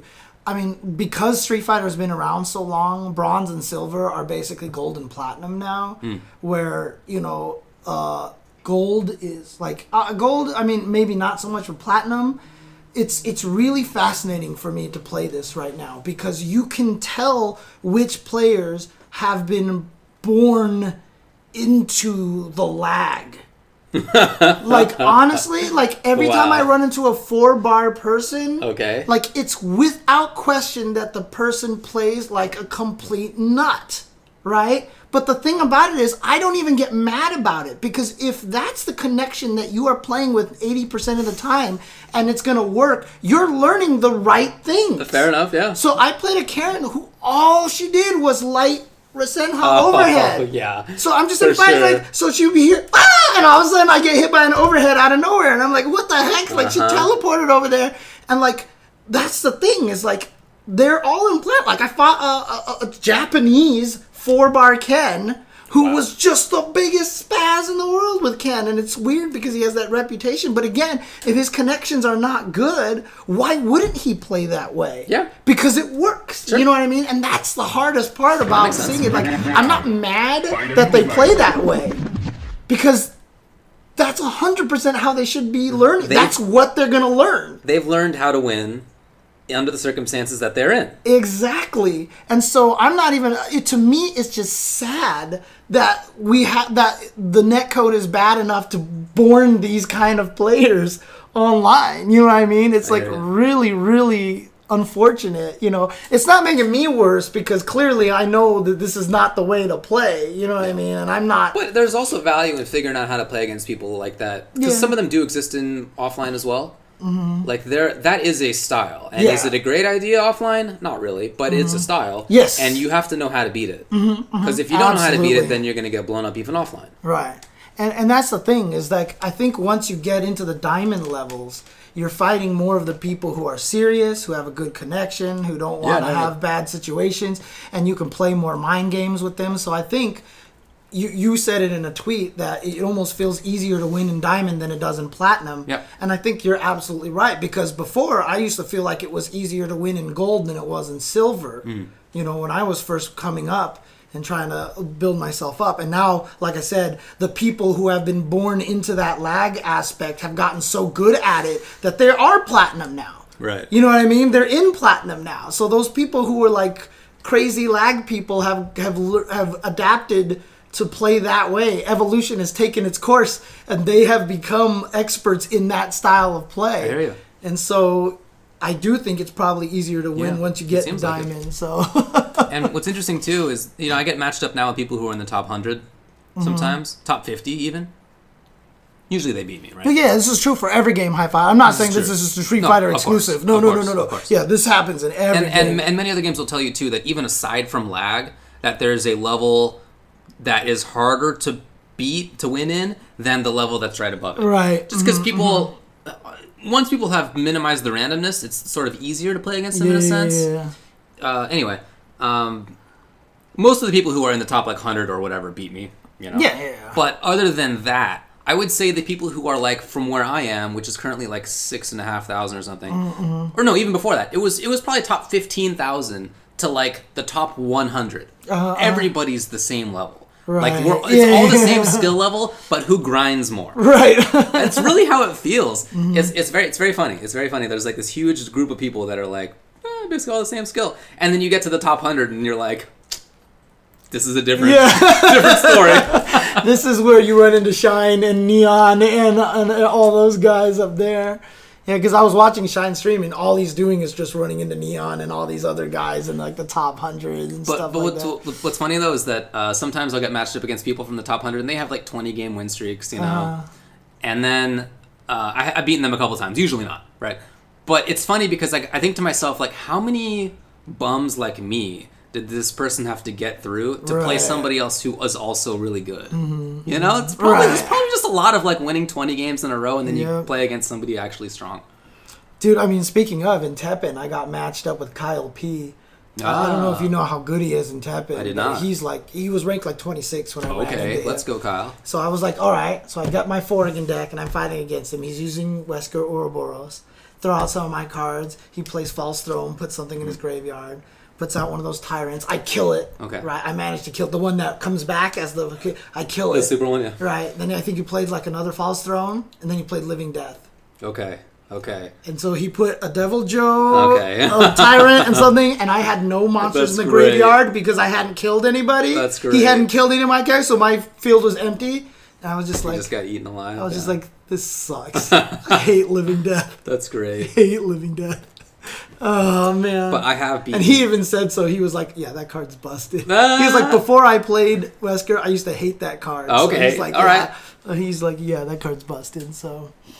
God, I hate that card. But yeah, I've been also beating well-known Street Fighter V players online. I was really happy about that. Oh, I'm sure. Because that's... Well, I mean... I would be Did anyway. they know it was you because it was like Shin Fart Butler or something like that? It is Shin Fart Butler. But oh, is it? Oh, okay. It's Yeah. still Shin Fart Butler. Okay. But I don't know. They probably didn't know it was me. But it was just...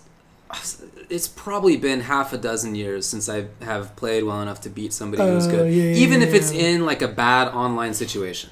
Even if the netcode's bad. Like it's been a long time since I've been solid enough to do that. So it was nice. It's not something that I'm going to like throw over too much, but it's definitely like a nice feeling. I'm not going to play you right now because you're going to be too strong for me. Oh, man. Man, people are still talking about that in the chat. Jesus. Okay. What, Trash Box? No, about the gore in Mortal Kombat. It's pretty gnarly. Yeah, it's pretty gnarly. That's one of the main things that guy is really just like complains Well, I agree with him there. Yeah, I know. That's No the thing is I don't think you're going to disagree with that at all. So. Yeah.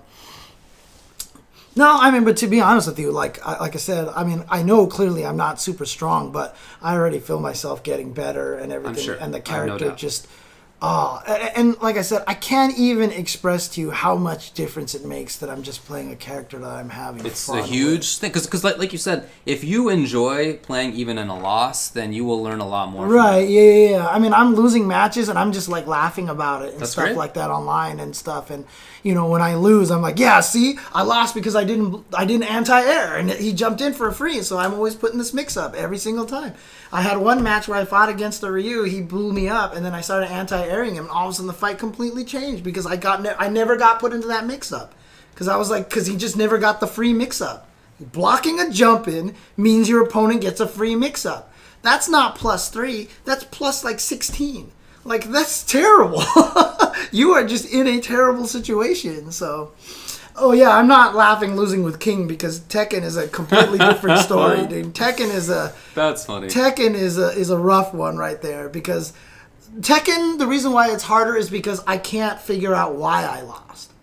I don't know why I lost outside of I didn't know that character could do that. That seems like a lot of stuff to learn. Right, and that's the frustration part, right? That's where the frustration comes from.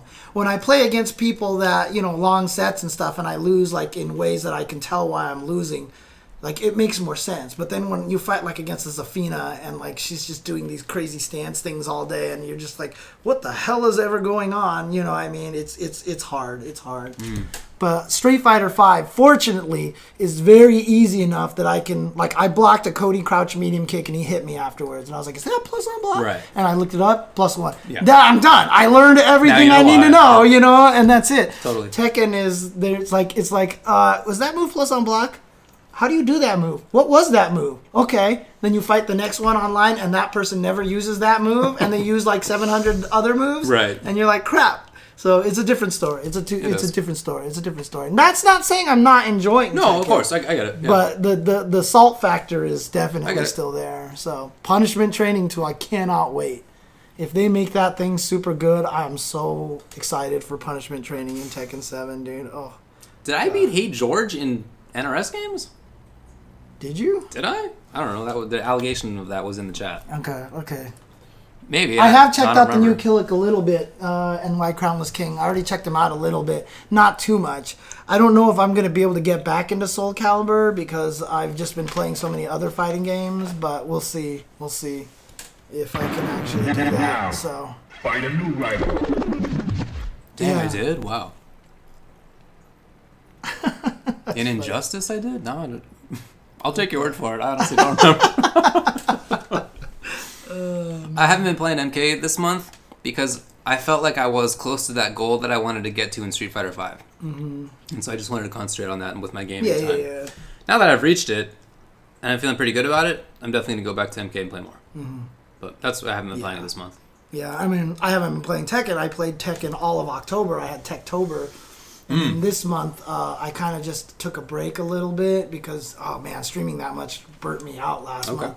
And then, but then also, I just started streaming Street Fighter V, and God, like I said, I'm enjoying this character so much, dude. She's so fun, dude. Oh God. And keep in mind, I don't even think she's great. Like, Cammy is clearly a better character. I don't even think it's a question. But, like, she's like 1 or 2 small buffs away, I mentioned, from being really good. But she's definitely mid-high tier, I think. She's not bad. She's not great. That seems right. But she is like 1 or 2 buffs away from being kind of, like, super good. So, yeah.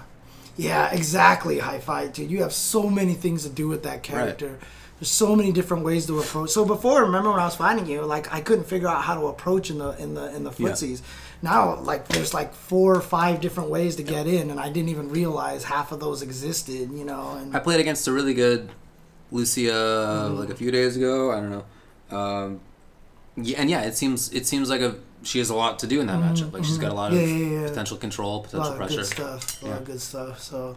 She's so fun, God, and like I said, it's inspiring me to play better, like even anti-airing and stuff like that, and just playing smarter and actually learning to block, you know, because I just hate blocking. Like when I played against Thomas 5K when he used a Bison against me, I was just hitting buttons everywhere, and he just hit me because Bison's plus on everything. Yeah. So I was dying everywhere. Everything's a frame trap. Like kicking the ball is a frame trap. I was hitting buttons. I was just getting hit by everything, and so it's just. On the other hand, like. Bison, the things he likes to do most are all guaranteed V reversals. Yeah. Mm-hmm. Right, so if he ever does down forward fierce, ball, or scissors, knock that dude away. You just have to be willing to spend your meter for that, basically. So that's what I do as Honda. Yeah, that makes sense. People talking to me at first felt that Bison blew up Honda. Mm-hmm. And the more that I play that, I feel like it's quite even. Because Honda can keep Bison out well, and he can pressure fine, and if Bison does get in, then Honda's V reversal knocks the opponent literally full screen. Right. Mm-hmm, full screen.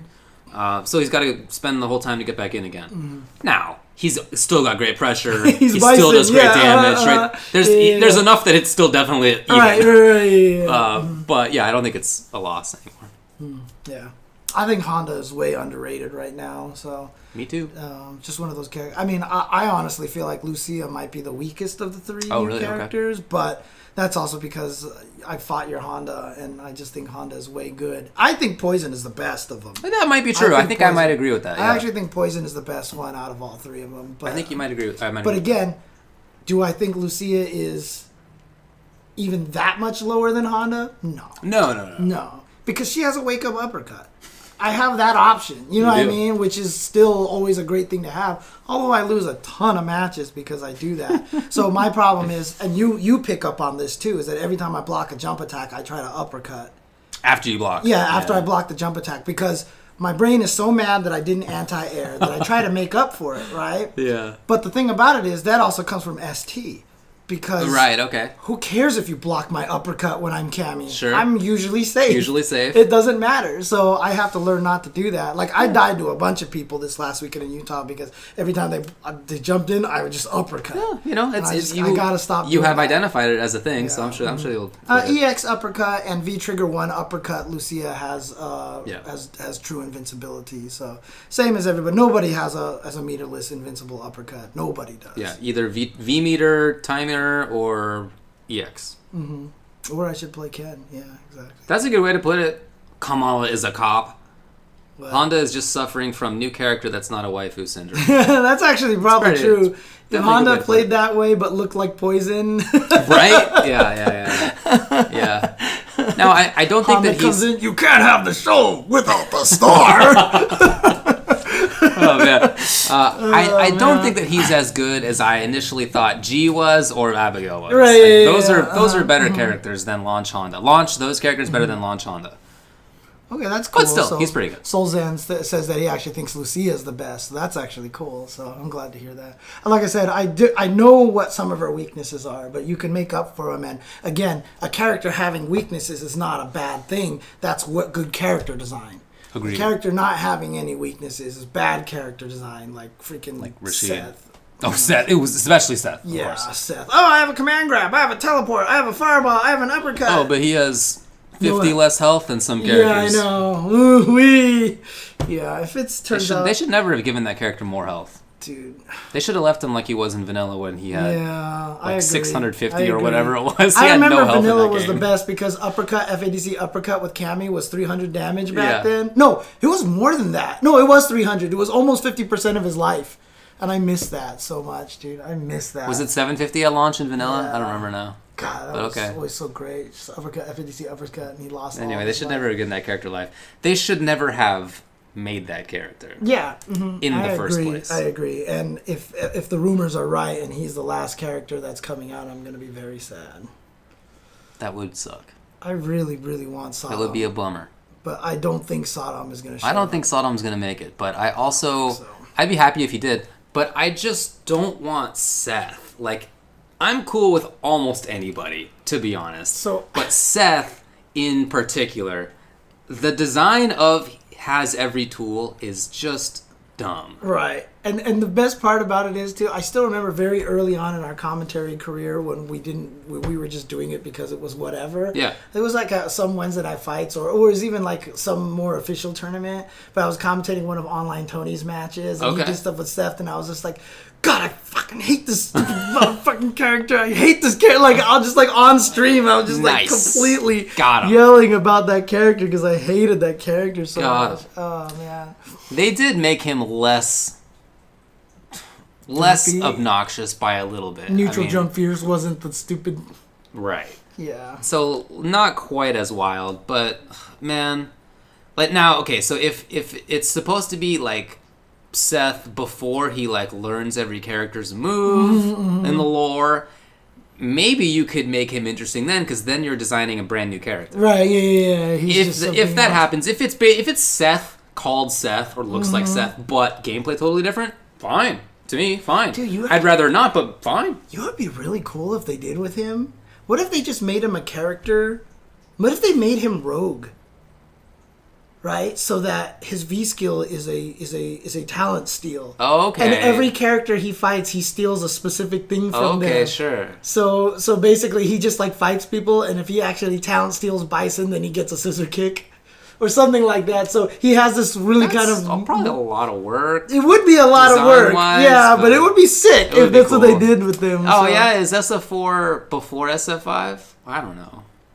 Boy, I've really shown a lot of weakness in the lore tonight, huh? I don't know, but I guess that's true. That's cool. right. SF4 is before SF5 in the lore. Yeah, But Third Strike is after. yeah, after. Yeah. So SF4 is before Third Strike. Yeah. Which means Makoto was supposed to be like 11, but it just like doesn't work out. Yeah, that way. and Ibuki. Yeah, she's supposed to be like 12 or What? something. Yeah, it just doesn't work that way. It just, Huh. I mean, the game itself even tells you. If you go into Yeah. arcade mode and like highlight between the ones, it says canonical order, and it actually numbers them. No way. Yeah, it does. It actually tells you the canonical order of all of them. Huh. So, yeah. No more lore for me. All right. Well, anything else to talk about? No, I think that's all for me. I am hopefully next week. I've been in. Oh, okay. So there's a couple of things I want to talk about. Okay. One, this weekend. Actually, let me bring up the picture here. Picture, please. Let me bring up this picture because I told him I would do this for him. Nauticon hopes that Richard Dick is the last character. Dick. Whoa, what's... Oh, I know what this is. Yeah. So, let's see. He did that also last weekend? Who, Olaf or me? Maybe I'm thinking of something else. Okay. But this coming weekend, oops, I want to add media is what I want to do. this coming weekend.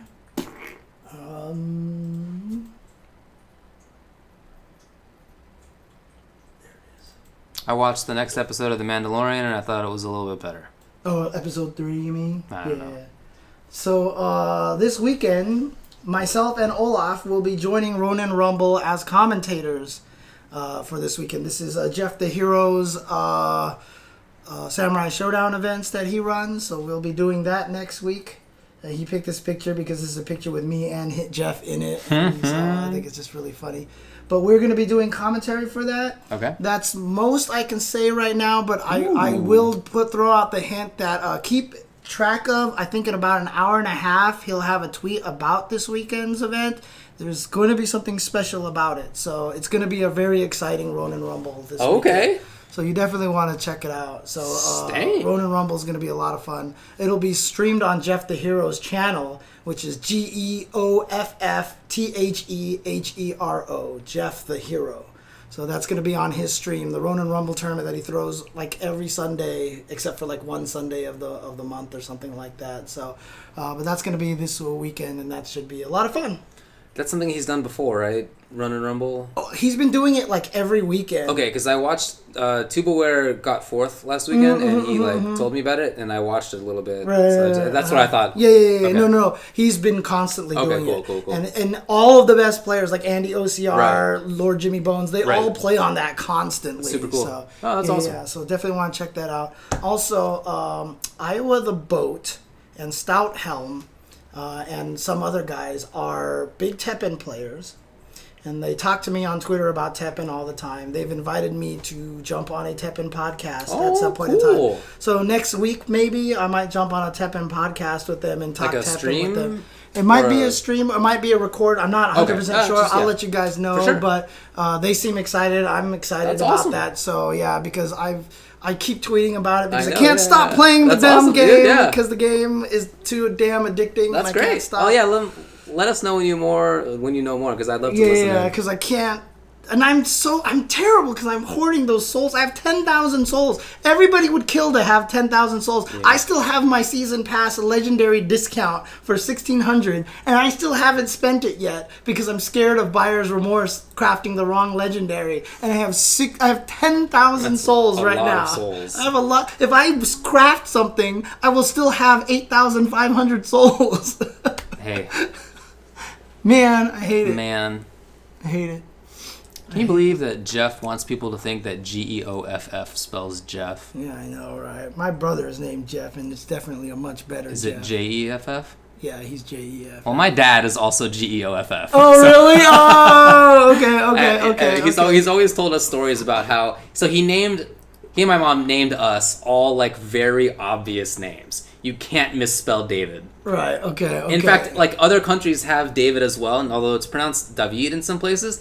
It's always spelled the same. Right. There's no difference ever. Okay. So they specifically picked those names because my dad got tired of being called, like, his lineup was like, people called him Goof, people called him Goff. He said... Do these people not know about Toys R Us? I mean, come on, dude. In the 50s, I'm not sure they did. Because he would talk about how when a new school year came around, and there'd be a new teacher. The teacher would be like calling everybody's names. Hello, yeah. The teacher doesn't know anybody's name yet. That would always be the time when he would hear like Goof or Geff or Goff. He said one person said Gregory. What? That always cracks me up. Jeffrey. Right. Gregory. And then apparently there was one time when he got fed up with them saying Goof, and he just, before that, he would always be like, that's me, it's pronounced Jeffrey. And then at some point when he was a little older, he just refused to raise his hand. And so the teacher did like a full-on Bueller moment. Oh, right, yeah. Goof, Goof, Goof. And eventually his friend was like, it's this idiot right here. I can see where you get your... I guess. Oh, man, that's funny. Oh, man, yeah. James is another kind of good one that a lot of people can't really pronounce wrong. Yeah. Or spell differently, because there's Yeah. really only one James. Right. So, yeah. All right. Is that really a real spelling? Daffyd? Daffyd. Come on. Daffyd. What is that, Welsh or something? I don't know. I've never heard of that. Okay. Anyways, that's all I had. Shoutouts again for them for giving me my cool Utah shirt. So, good stuff to them. Dang, it's real. Daffod. But this has got to be like, this is for sure like some Welsh spelling or Celtic or whatever. It's Gaelic. Let's see. No way, I was right! Here's a news story. This is actually a weird one, but here it is. Committed homosexualist Daffod lives in the Welsh town of something spelled LLANDDEWIBREFI. So I was actually right. I can't believe it. Let's definitely bird out. I don't know. That's a very weird way to describe somebody, but that's what the website said. Thanks, guys. Welsh. Welsh?